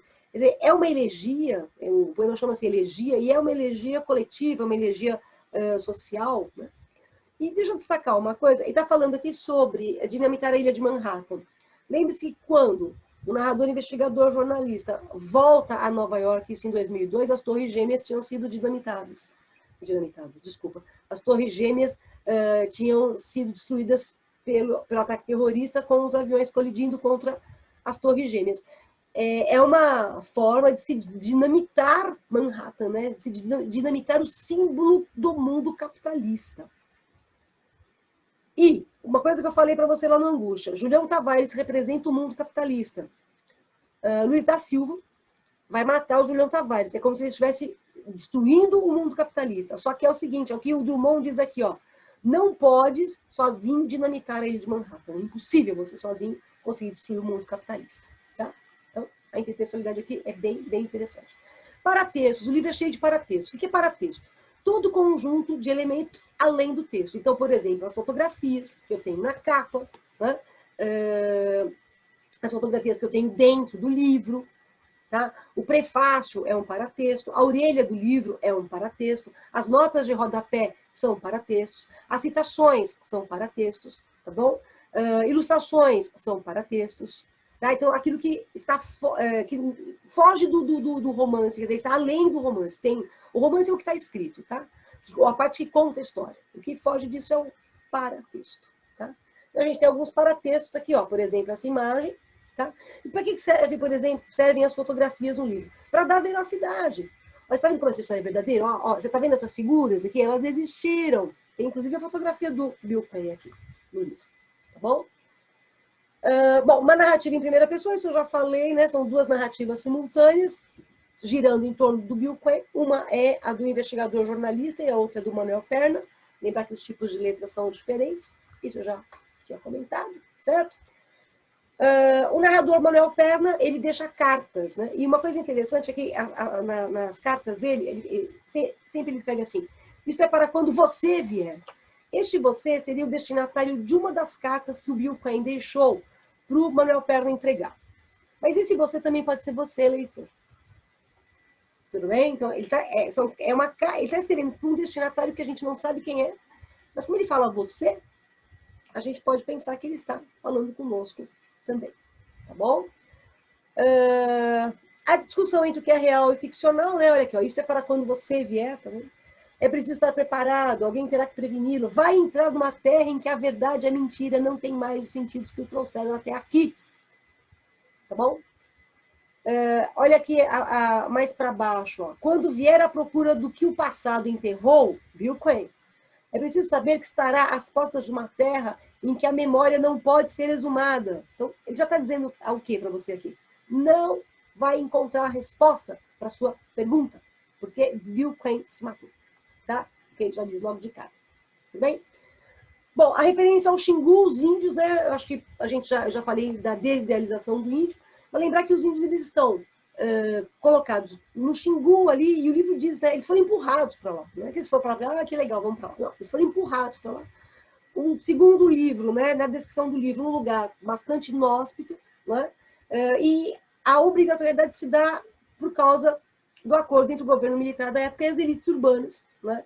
Que essas elites urbanas, na verdade, é Rio e São Paulo. Né? Então, os índios são vítimas do descaso das autoridades. Então, veja, ele mostra que o índio pode ser humano, com defeitos, com virtudes também, mas ele também mostra que o índio é vítima em alguns aspectos. Tá? Bom, isso é a vida dos índios no Xingu. Não tem nenhuma apresentação próxima ao romantismo idealizado, além dos índios terem as qualidades e os defeitos que eu acabei de mencionar, o que faz, né, o índio ser desidealizado muitas vezes. Tá? Há referências ao governo Vargas, às políticas implantadas pelo governo Vargas, daí eu posso ter questões interdisciplinares, né, em relação a esse período do governo Vargas, do Estado Novo. Tá? O estrangeiro, como eu falei para vocês, era considerado, né, pelo Serviço de Proteção um espião, um invasor, e muito mais os antropólogos eram vistos dessa maneira. Tá? Então, por isso que os antropólogos eram vigiados. O Bill Quain, está aqui uma outra fotografia do Bill Quain, é o nosso protagonista, o antropólogo atormentado, que acabou se suicidando, não se sabe exatamente por quê. Talvez, né, por uma personalidade perturbada, mas assim, a gente não sabe direito como era o Bill Quain. E quem fala do Bill Quain são sempre outras pessoas. Não é? Então, a gente fica em dúvida, né, sobre quem realmente era Bill Quain. Aqui eu tenho um túmulo do Bill Quain, né, na verdade é uma homenagem, né, ele, porque ele se matou no meio da selva, o corpo dele foi enterrado lá no meio da selva e se perdeu lá no meio. Tá? O Bill Quain teve contato com as tribos Fiji e também teve contato com as tribos no Brasil. Lembrar que os índios do Brasil são sempre depreciados pelo Bill Quain. Ele acha que eles são sujos, que eles gostam de ficar encostando demais, tem essa mania de contato físico. Não há, né, esse é o motivo do livro, né, não há dados que comprovem o motivo que levou o Bill Quain ao suicídio. Tá? Ele se corta, se enforca na noite de 2 de agosto de 1939, diante dos 2 índios. Tá? E as cartas que ele deixou um monte de cartas para o Manuel Perna entregar, nenhuma delas explica. Mas tem essa última que ele não entregou para a pessoa e nem abriu. Então a gente não sabe o que tem nessa carta e nem vai saber. Tá bom? Okay? Então, essencialmente, é essa a história. Manuel Perna, o amigo do Bill Quain, aliás, não sei bem se ele é amigo, eu acho que amigo tem que ter uma convivência um pouco maior, mas o Manuel Perna se considera amigo do Bill Quain no período em que ele esteve aqui no Brasil, porque o Bill Quain contou algumas intimidades para o Manuel Perna, desabafou com o Manuel Perna. No livro ele é um engenheiro, tá? Na vida real não era um engenheiro, mas no livro ele é um engenheiro, e que vai, na verdade, mostrar para a gente um forte sentimento de culpa. Por quê? Porque o Manuel Perna ele disse que se na última viagem do Bill Quain, se ele tivesse ido junto, talvez ele tivesse impedido o Bill Quain de se matar. Tá? Aqui a fotografia que eu falei do jornal, né? Essas fotografias são da chegada do Bill Quain ao Brasil. Né? Então tem o aviãozinho aqui, e o Bill Quain é esse aqui, olha. tá? De chapeuzinho aqui, tá? Ok? De camisa branca, esse é o Bill Pen. Tudo bem? Então, aqui é um registro, né? E essa fotografia saiu no jornal O Globo quando o Bill Pen se matou. Tá? São fotografias da chegada dele, mas a notícia é sobre a morte dele. Tá bom? O suicídio de Bill Pen. Agora, eu acho que o livro tem uma série de outros referenciais muito, muito significativos. Eu não vou ter tempo de fazer isso, porque ia levar mais 4 horas. Mas olha, cuidado, né? Historicamente, o livro pode, a prova pode falar sobre a Segunda Guerra Mundial para vocês, né? Pode falar sobre o governo Vargas, até mesmo a guerra do Afeganistão, pode ser citada. Algumas referências de geografia, ele fala sobre as nuvens cumulonimbus, eles falam sobre o que é uma chapada, então eles podem pegar um trechinho do livro e pedir para você explicar o que é uma chapada, o que é um cerrado, né? Coisas do tipo. Em termos de história, né, a gente tem vários referenciais, né, a gente tem, por exemplo, a menção da carta que o Einstein escreve, né, falando sobre a possibilidade da bomba atômica, né, que é um pouquinho antes do Bill Pen se matar, né, a data da carta. Assim, é um livro que tem muita informação, então pode cair, eles podem fazer questões de diversas disciplinas com o 9 noites, tá bom? E também, obviamente, literatura, certo? Vou dar uma paradinha, beber uma aguinha, já volto, tá? Pra gente fazer a última obra dessa nossa maratona, tá bom? Já volto. Volta comigo aí, tá? Esperando. Tchau.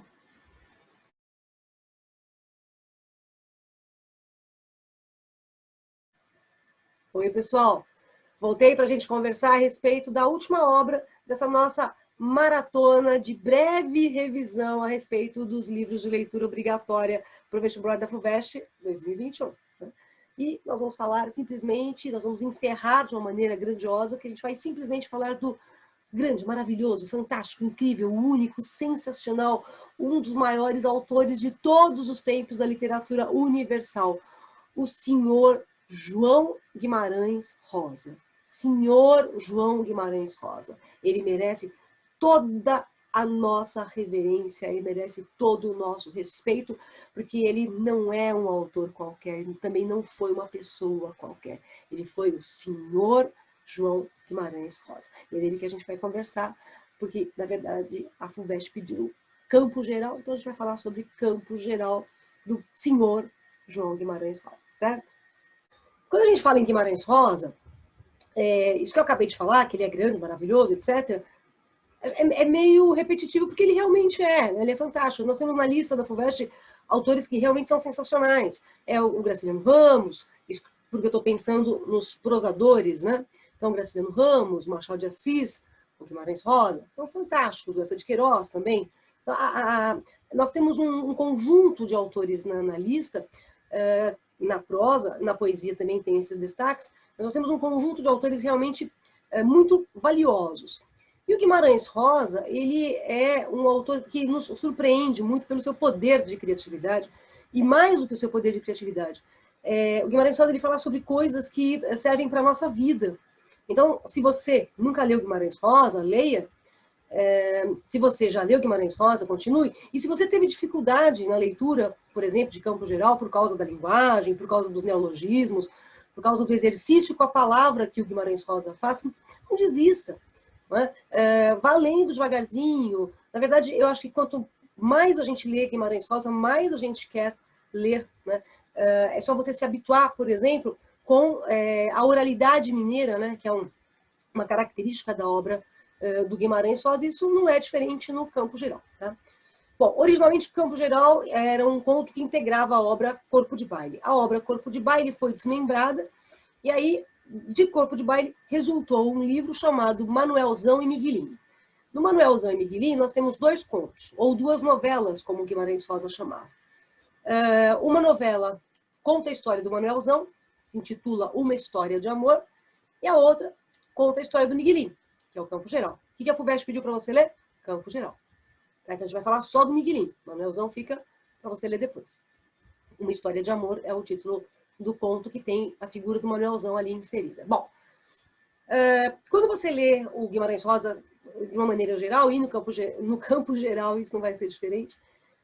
A oralidade mineira está presente, já comentei, então tem muito coloquialismo, tem muito ditado popular, mas também a gente percebe que o Guimarães Rosa, ele se vale de uma poeticidade muito grande. Então, há muitas metáforas belíssimas, né, que o Guimarães Rosa cria, e esse trabalho, não só com metáforas, mas com aliterações, assonâncias, tudo isso dá ritmo, dá melodia ao texto do Guimarães Rosa, e dá grandiosidade também.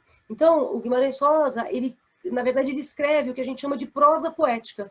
A estrutura é em prosa, montada em parágrafos, mas o som é de poesia. Guimarães Rosa, inclusive, é chamado, né, de o poeta da prosa, tá certo? Porque esse recurso muito apropriado para a poesia, ele absorve na sua obra em prosa. Embora Guimarães Rosa também tenha um livro em versos que se chama Magma, tá? Mas o Guimarães Rosa se notabilizou pela obra em prosa, tá bom? Os Contos e Grande Sertão Veredas, que é uma obra incrível do Guimarães. O narrador do campo geral é um narrador que tem o foco narrativo em terceira pessoa, mas é um narrador assim, ele consegue a onisciência quando ele fala do Miguelim. Então ele sabe o que o Miguelim sente. Aliás, dependendo da passagem do livro que você lê, você realmente está lendo o que o Miguelim está pensando. Não é? Não o que ele está falando, mas o que ele está pensando. Então essa é uma característica do narrador onisciente. Em relação a outros personagens, essa onisciência falha.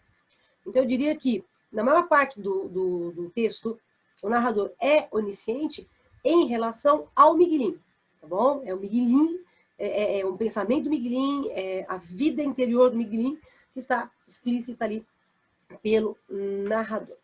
Agora, qual é o assunto do campo geral? É o menino, Miguelim, que está deixando de ser criança para começar a ser gente grande. Ele está fazendo uma travessia. Normalmente, quando a gente faz essa travessia, existem algumas situações que marcam essa travessia. No caso do Miguelim, a travessia dele tem uma marca muito forte, que é a morte do irmão Dito. Claro, o Miguelim também vai ter fortes conflitos com o pai, depois o pai também acaba se matando, mas o Miguelim está nesse meio de caminho, né? Ele não é mais criança de todo, mas ele também não é gente grande. Então ele está no percurso, está começando a ser um adulto, uma pré-adolescência aqui. E essa transição do Miguelim é uma transição dolorosa, porque as relações afetivas do Miguelim são complicadas, exceto com o Dito, né? O Dito é o grande mentor intelectual, é o mentor espiritual do Miguelim. O que nos espanta é que o Dito é muito mais novo que o Miguelim. O Dito tem 4 aninhos.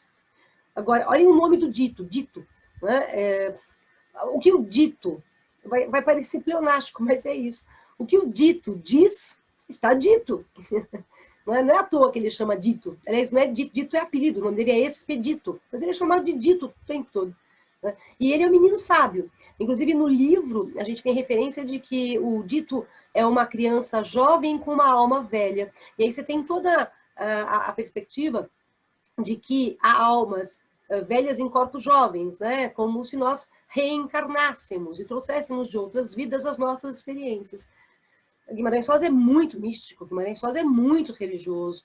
Então, referências a ingredientes religiosos ou místicos, a gente tem aos montes na obra do Guimarães Rosa. Bom, as crenças populares estão presentes, né? Então, por exemplo, se chove, cobre o espelho, porque faz mal. Quer dizer, isso aparece muito, é muito comum, principalmente em cidades do interior. Nas grandes cidades, como São Paulo, por exemplo, isso se perdeu, infelizmente se perdeu.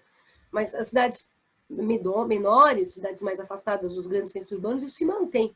Não é? É a tradição da crença popular que é muito importante. Né? Além da vida desta criança que está fazendo a travessia, eu acho que eu vou destacar um outro tema que o livro trabalha, que é a submissão da mulher. A Inhanina, a mãe do Miguelim, ela é casada com o Inhobero, a contragosto, ela casou com o Inhobero, aqueles casamentos por conveniência, ela não queria casar com o Inhobero, mas casou. E o Inhobero, ele sufoca a Inhanina. Inhobero é extremamente ciumento, aquele ciúme possessivo. Como eu já falei no outro vídeo, vou repetir, porque eu não sei se você assistiu ao outro vídeo, espero que sim, mas esse ciúme possessivo que leva à destruição, a gente tem também no livro Angústia, é o Luiz da Silva. Né? É um ciúme possessivo, é uma posse que ele tem em relação à Marina. Aqui é o Inhobero, né? Um ciúme destrutivo, né, em relação à Inhanina. E a Inhanina, ela é a figura feminina tradicional, né, da época e ainda muito frequente nos nossos tempos, dependendo do espaço, é a dona de casa, é a mãe de família, que não tem direito a pensar, não tem direito a ter desejos. Né? Aliás, um dos sonhos da Yanina é sair do Mutum. Ela acha o Mutum feio. Né? Por quê? Porque o Mutum é feio porque ele é um reflexo da infelicidade dela. Ela não é feliz, então ela olha para o local que se chama Mutum e acha tudo feio. Quando o Miguelin vai para a cidade com o tio, e ele volta, ele na cidade conversou com uma pessoa, e a pessoa fala para ele, o Mutum é bonito. E o Miguelin volta todo feliz para contar para a mãe, mãe, o Mutum é bonito. Né? E a mãe não liga muito para isso, porque para ela o Mutum é feio, né? Que é o local onde ela é infeliz. Mas é a figura feminina submissa, que não tem voz, não tem direitos. Né? Essa é uma forte representatividade na obra. Bom, a religiosidade nas diversas formas, eu acabei de comentar, né? Guimarães Rosa é assim. Guimarães Rosa, se é. O raciocínio seria mais ou menos esse. Se é pro bem, que mal tem. Tá bom? Bom, foco narrativo em terceira pessoa, eu já comentei, né? Onisciência em relação ao Miguelin. Quando acontece essa história? Em algum tempo. Indefinido. Então, é uma história que mantém, né? Dá-nos a ideia de que ela tem essa perpetuidade. Na verdade, em qualquer momento que você lê o Campo Geral, a obra vai fazer efeito. Lembre-se que o Guimarães Rosa, uma das características do Guimarães Rosa é o tal do regionalismo universal. O que é esse regionalismo universal? Ou universalização do regional. O conflito do livro, ele é um conflito universal. O cenário é regional, os costumes são regionais, a linguagem é regional, o ambiente é regional, mas o conflito que está sendo discutido ali é universal. Então, por isso que o Guimarães Rosa trabalha esse regionalismo universal, não só no campo geral, mas na obra toda dele, tá bom? E nesse sentido, eu também vou dizer que não é só o regional que é universal, mas esse tempo é um tempo universal no sentido de que ele é um tempo realmente indefinido, é todo e qualquer tempo. Então, a história se passou em qualquer tempo. Mutum, repare que é o nome do lugar, Mutum. Se você observar a escrita de Mutum, Mutum é um palíndromo. Se você ler da esquerda para a direita, é Mutum. Se você ler da direita para a esquerda, é Mutum. Não muda. Tá? É um palíndromo. Nos dá a impressão de que a ideia é de que ali, naquele espaço, tudo vai continuar sempre igual. Não muda. Tá bom? É sempre a mesma coisa. Tá? E o Miguelin vai conseguir sair desse espaço para encontrar a mudança. Tá? Novela conto, Guimarães Rosa, aliás, é um romance, eu tinha falado de novela conto, mas Guimarães Rosa é um romance. Né? Para muitos críticos é uma novela, e para outros é um conto, né? Uma classificação complicada. Tá? Muita influência do Platão. Né? Inclusive, você tem ali o mito da caverna, né? Porque, de uma certa forma, o colocar os óculos do Miguelin no final do conto é tirar Miguelin da escuridão da caverna e mostrar para ele a verdade, o mundo como ele realmente é. Então, influência do Platão, né? O estoicismo, o epicurismo, quer dizer, muita filosofia na obra do Guimarães Rosa. Guimarães Rosa trabalha muito filosofia, muito psicologia, muito as crendices populares. Tá bom? Normalmente, a Bíblia, né? Aliás, uma curiosidade para vocês, a Bíblia era o livro de cabeceira do Guimarães Rosa. Né? E era o livro de cabeceira do Guimarães Rosa porque ele acreditava na Bíblia. Ele tinha crença, plena crença na Bíblia. Bom, a questão da prosa poética. Deixa eu dar uns exemplos aqui para vocês. Dá uma lidinha comigo nesse fragmento aqui. Em todo dia também arrastavam os bichos matados por caça. Presta atenção, olha como tem a literação do T. Em todo dia também arrastavam os bichos matados. Também tem muito TTTT. É a literação, a repetição do som da consoante. Da mesma consoante. O coelhinho tinha a toca na borda da mata, saía só no escurecer, queria comer, queria brincar, secepe, serelé, coelhinho da silva, remexendo com a boquinha de muitos jeitos, esticava pinote e sentava a bundinha no chão, cismado. As orelhas dele estremeciam constantemente. Olha como tem tamanho muito S. E também tem muita assonância, principalmente da vogal O. Olha lá. Coelhinho tinha toca na borda. Sim, tem muito A também. Então tem a assonância e tem a literação. Bom, Devia de ter o companheiro, marido e mulher, ou irmão, que agora esperava, lá na beira do mato, onde eles moravam sozinho. Coloquial, certo? Coloquial mineiro. Olha a passagem de baixo que eu coloquei para você. O vaqueiro Jé veio buscar criolina para sarar o bezerro da adivinha. O ritmo de poesia, olha.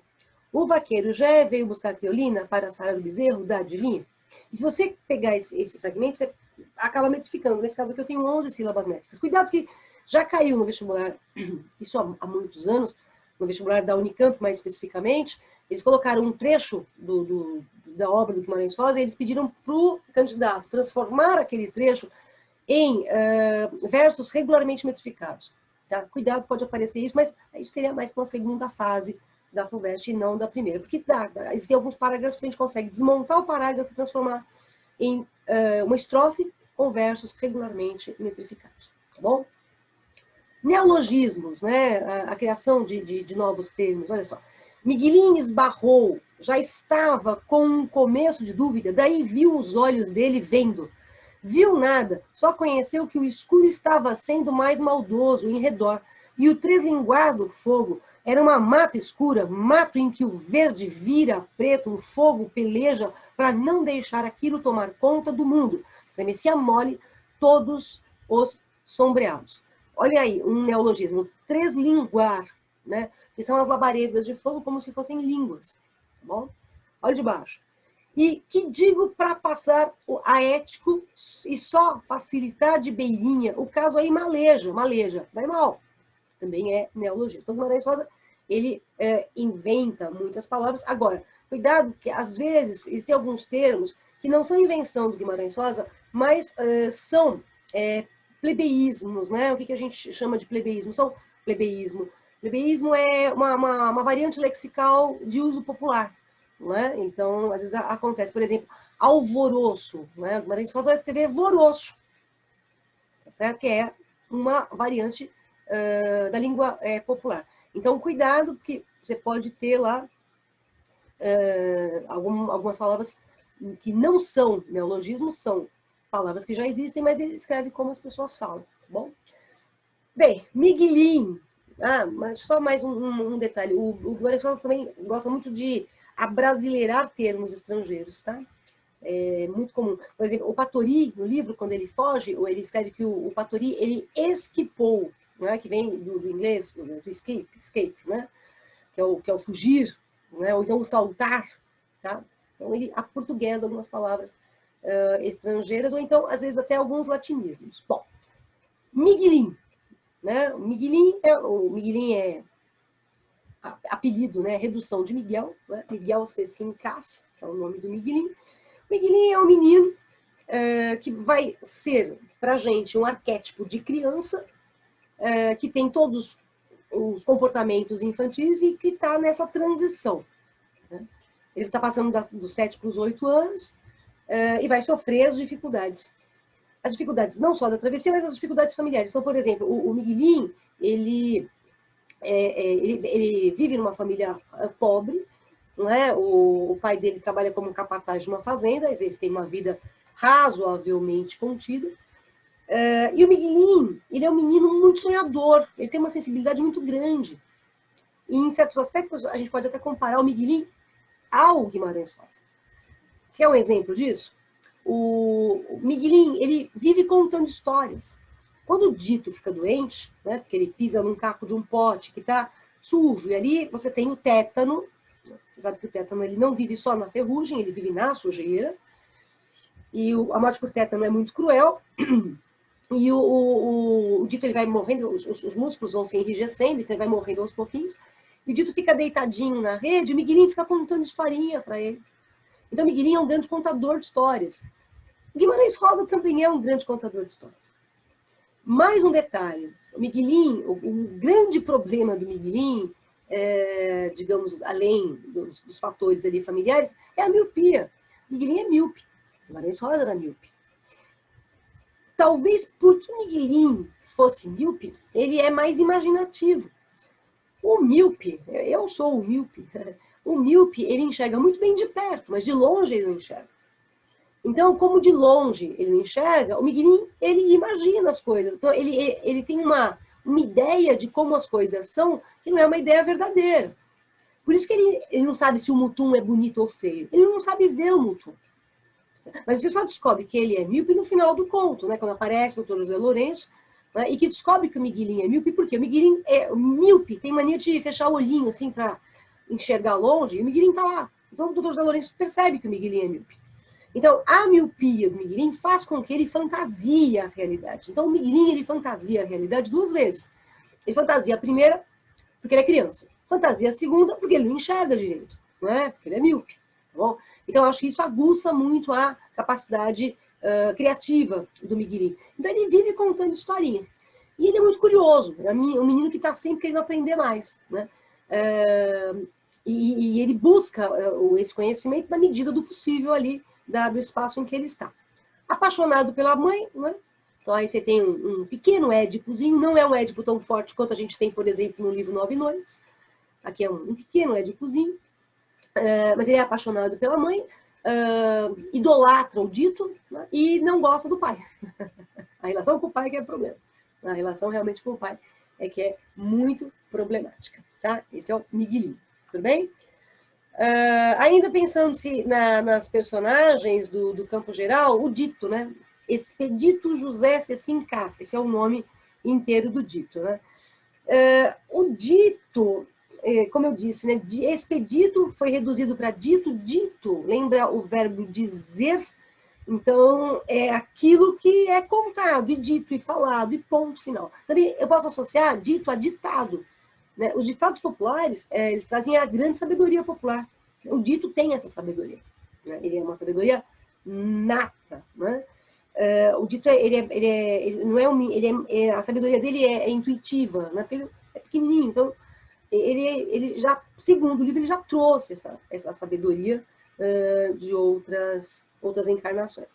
Então, o dito é o menino sábio, conhecedor das coisas, conhecedor do mundo. Por exemplo, o dito consegue perceber que tem uma relação entre a Ianina e o tio Terês, né? O dito consegue perceber isso. O Miguelinho não enxerga isso, né? O Miguelinho é muito inexperiente, o Miguelinho é muito menino. O dito já é muito mais adulto, não é? No sentido psicológico, no sentido das palavras do próprio dito, a gente percebe que ele é muito mais adulto do que cronologicamente ele se apresenta, né? É prudente, é sábio, é doce, todo mundo gosta do dito, tanto que quando o dito morre, todo mundo vai lá lamentar a morte do dito, né? Ele é um menino que quase se tornaria uma figura santificada, tá? O dito vai morrer de tétano, como eu já falei, e as últimas palavras do dito são belíssimas, e acho que elas valem como ensinamento para a gente, né? Miguelim, Miguelim, vou ensinar agora o que eu sei demais. É que a gente pode ficar sempre alegre, alegre mesmo com toda coisa ruim que acontece acontecendo. A gente deve de poder ficar, então, mais alegre por dentro. Miguelim, Miguelim, sempre alegre, Miguelim. Essa é a mensagem do dito que ele passa para o Miguelim e passa para a gente, né? Olha, ele ensina o quê? Que a gente pode ficar sempre alegre mesmo com toda coisa ruim acontecendo, né? É um ensinamento muito, muito rico, né? Para sair da boca de um menino de 4 aninhos, tá? Que é o dito. Bom, ainda nas personagens, a Ianina, né? Que é a mãe do Miguelim, como eu falei para vocês, a Ianina é esposa do Inhobero. Olha, Bero, Berno, Bernardo é o mesmo, tá legal? Ele é a mesma figura. A mãe do Miguelim, ao longo do livro, ela dá a entender que ela casou com o Inhobero porque os pais arrumaram o casamento para ela, né? Então, ela vive um casamento infeliz, né? E talvez por ela ser infeliz, ou porque esse casamento foi arranjado, ela tenha traído o marido, tá certo? Principalmente com um cunhado, que é o tio Teresa, irmão do Inhobero, tá? E também, possivelmente, depois com um ajudante do Inhobero, que é o Luiz Altino. Talvez o adultério seja explicado aqui como uma forma de vingança. Mas há um outro aspecto que a gente tem que destacar, que é o seguinte: o Inhobero, ele é muito ciumento, né? Ele é muito castrador, ele sufoca a Ianina, né? Então, esse é um motivo também para ela não gostar do marido. Não só porque ela casou obrigado. Porque podia até ter casado obrigado, mas podia ter conseguido descobrir que o Nhô Bernardo não era tão ruim assim, mas ele não descobriu isso porque ele não é. Bom, não gostar do Mutum, eu já falei. E como ela não gosta do Mutum, qual é o sonho da Yanina? Conhecer o mundo. Ora, conhecer o mundo significa sair do Mutum. Sair do Mutum é sair daquela prisão em que ela se encontra. Uma prisão psicológica. Quer dizer, conhecer o mundo é deixar aquela casa para trás, deixar o Inhobério para trás e tocar rumo a vida para frente. Né? Esse é o desejo da Yanina, conhecer o mundo. Bom, Inhobério, o Bernardo, né? Bernardo Casa é o pai do Miguelinho, o pai do Dito, é o pai do Tomezinho, né? Da Chica, né? Da Drelina, é o pai das crianças ali. Ele é um homem muito trabalhador, né? Isso a gente tem que valorizar, né? Ele é um homem trabalhador. E, veja, ele é agressivo, ele é estúpido? É. Ele é violento? Sim.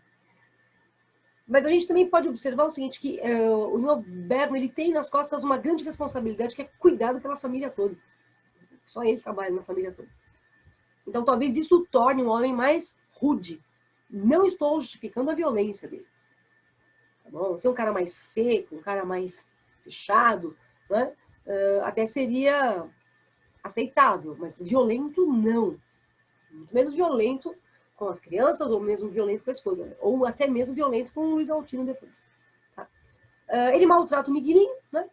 Ele é obcecado pela Yanina, aquele ciúme possessivo que eu falei, e ele vai cometer um crime, né? Ele vai matar o Luiz Altino, e depois que ele mata o Luiz Altino, ele se suicida. Veja, ele comete um crime, e o crime ele traz um peso na consciência muito grande, e ele acaba se matando. Vamos lembrar do livro Angústia?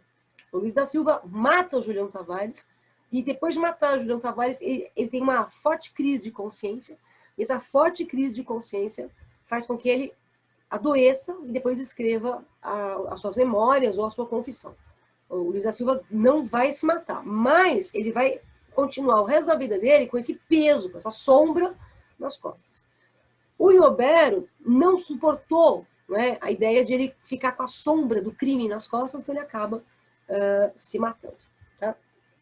E, de uma certa forma, a morte do Inhobério é a chave da liberdade para a família toda. Tá? O tio Terês é muito diferente do Inhobério. Né? O Inhobério, Berno, dá para você estar lendo aí de diversas maneiras para você saber que é o mesmo cidadão. O tio Terês é afetuoso, o tio Terês se dá muito bem com o Miguelinho, né? O tio Terês, ele ouve as crianças, né? O tio Terês, ele zela, né, pelas crianças, pela harmonia, e tem um caso com a Yanina. Né? O tio Terês e o Miguelinho se dão muito bem, né? Dá até a impressão de que o Miguelinho é mais filho do tio Terês do que do Inhobério, né? Mas o tio Terês vai ser chamado pela vovó Isidra de Caim. Caim e Abel, olha a passagem bíblica, né? Caim e Abel. Abel seria, na visão da vovó Isidra, Abel seria o Inhobério e o Caim seria o tio Terês. E o Miguelinho, ele fala o quê? Não, mas o tio Terês parece mais Abel. Porque o tio Terês é muito bonzinho com o Miguelinho, né? E o Inhobério é muito mal com o Miguelinho. Então, por o Miguelinho, o Caim é o pai, né? Ok? Mas a vovó Isidra disse que não. Por que a vovó Isidra disse que não? Porque o tio Terês, de uma certa forma, está traindo o irmão, né? Tendo um caso com a Yanina. Tá bom? A vovó Isidra, né? Ela é a matriarca da família, uma mulher muito seca, muito conservadora, que acha que a Yanina está se perdendo, né? Então ela tem princípios muito rígidos, moralmente muito rígidos. Ela tem um senso de justiça, então, na verdade, qual é a importância da vovó Isidra no conto? A vovó Isidra, ela zela pela tradição, ela zela pela manutenção da moralidade, né? Tanto que ela força a expulsão do tio Terês de casa, né? Ela zela pela fé cristã. A vovó Isidra, ela é cristã. E aí eu lembrei da tia Patrocínio das Neves, não é? Que é também a matriarca da família, né? Digamos assim, embora ela não seja mãe de ninguém, porque a Patrocínio das Neves é aquela velha virgem, né? e infeliz. Mas as duas são muito religiosas. Só que a religiosidade, perdão, da vovó Isidra é uma religiosidade de fé mesmo. A da tia Patrocínio é aquela do interesse que a gente já comentou quando eu falei do livro A Relíquia com vocês, tá bom? E o doutor José Lourenço? O doutor José Lourenço, ele é uma figura que existiu mesmo, né? O Guimarães Rosa conheceu o doutor José Lourenço. E o doutor José Lourenço é o médico que aparece no final do conto e percebe que o Miguelinho é míope. Então, o que o doutor José Lourenço faz? Ele tira os seus óculos, coloca os óculos no Miguelinho, e aí o Miguelinho vê o Mutum. Veja, colocar os óculos significa tirar Miguelinho daquele mundo de fantasia e inserir Miguelinho num mundo de realidade. Tudo bem? Porque ele fantasiava e não enxergava bem. Então, colocar os óculos é o primeiro passo para a vida adulta do Miguelinho. Agora, reparem o seguinte, os óculos que são colocados no Miguelinho clareiam, iluminam, fazem com que o Miguelinho veja a verdade, a realidade. Bom, há uma outra personagem no livro A Relíquia, que é a tia Patrocínio das Neves, e a tia Patrocínio das Neves anda sempre com o quê? Um óculos escuro, muito preto, lentes muito pretas. Veja, o óculos escuro tira-nos a clareza. Tudo bem? Os óculos escuros, eles obscurecem a realidade. Então, a tia Patrocínio, com aqueles óculos escuros o tempo todo, não consegue ver que o Teodorico é um pilantra. Tá? Também o Teodorico disfarça razoavelmente bem. Então, os óculos da tia Patrocínio impedem a visão com clareza da realidade. Os óculos do Miguelinho vão permitir que ele veja com clareza a realidade. Tá legal? Ok? E aí o José Lourenço vai levar o Miguelinho para a cidade, onde ele vai estudar. Tá bom? Lembrar, só para a gente fechar, que o livro tem um monte de bichos, né? Então tem a cachorrinha Pingo Douro, que era a cachorrinha preferida do Miguelinho, e o pai deu a cachorrinha para os tropeiros que passaram. O pai do Miguelinho parece que ele tinha um certo prazer em deixar o menino chateado. Aliás, o Miguelinho vivia apanhando. E o Papaco Paco, que é o papagaio, que é muito apegado à Rosa, e a Rosa ensina, né, o Papaco Paco a falar palavras, né? Então, Miguelinho me dá beijinho. Isso até causa ciúme do dito, né? O Papaco Paco fala Miguelinho. Tá bom? Bom, para a gente resumir, a ida do Miguelinho para a cidade como eu falei, o princípio da travessia dele para a fase adulta. Tá? E quando ele coloca os óculos, ele olha para o Mutum e ele finalmente diz que o Mutum é bonito. Tá certo? O que significa... E, aliás, a mãe dele é capaz de agora também passar a ver o Mutum com mais beleza. Porque quem escurecia ou quem deixava o Mutum num lugar muito feio, para a menina era o Inhoberto. Para o Miguelinho também. Bom, e assim a gente encerra, né, com o brilhantismo do grande João Guimarães Rosa, o senhor, né, João Guimarães Rosa, a gente encerra aqui essa nossa maratona a respeito dos livros de leitura obrigatória para o vestibular da FUVEST 2021. Eu espero ter auxiliado você em alguma coisa. Desejo a você uma excelente prova. Peço-lhe a gentileza de compartilhar esse material com quem você conheça. Se puder também, dá uma curtidinha aí no canal, siga o canal, tá? Por favor, seria muito bom para mim e eu agradeceria a gentileza de todos vocês. Mas no fundo do meu coração, o que eu desejo mais nesse instante é que você tenha uma excelente prova e muito sucesso na sua vida. Eu espero, na verdade, que a metáfora dos óculos, sabe? Quando o Miguelinho coloca os óculos e vê o Mutum de verdade, vê a vida pela frente. Eu espero que esse colocar os óculos seja para você o encontro de um futuro brilhante. Tá, ok? Muito obrigada pela audiência, obrigada pela paciência e a gente se encontra um dia. Até mais. Boa sorte. Beijo.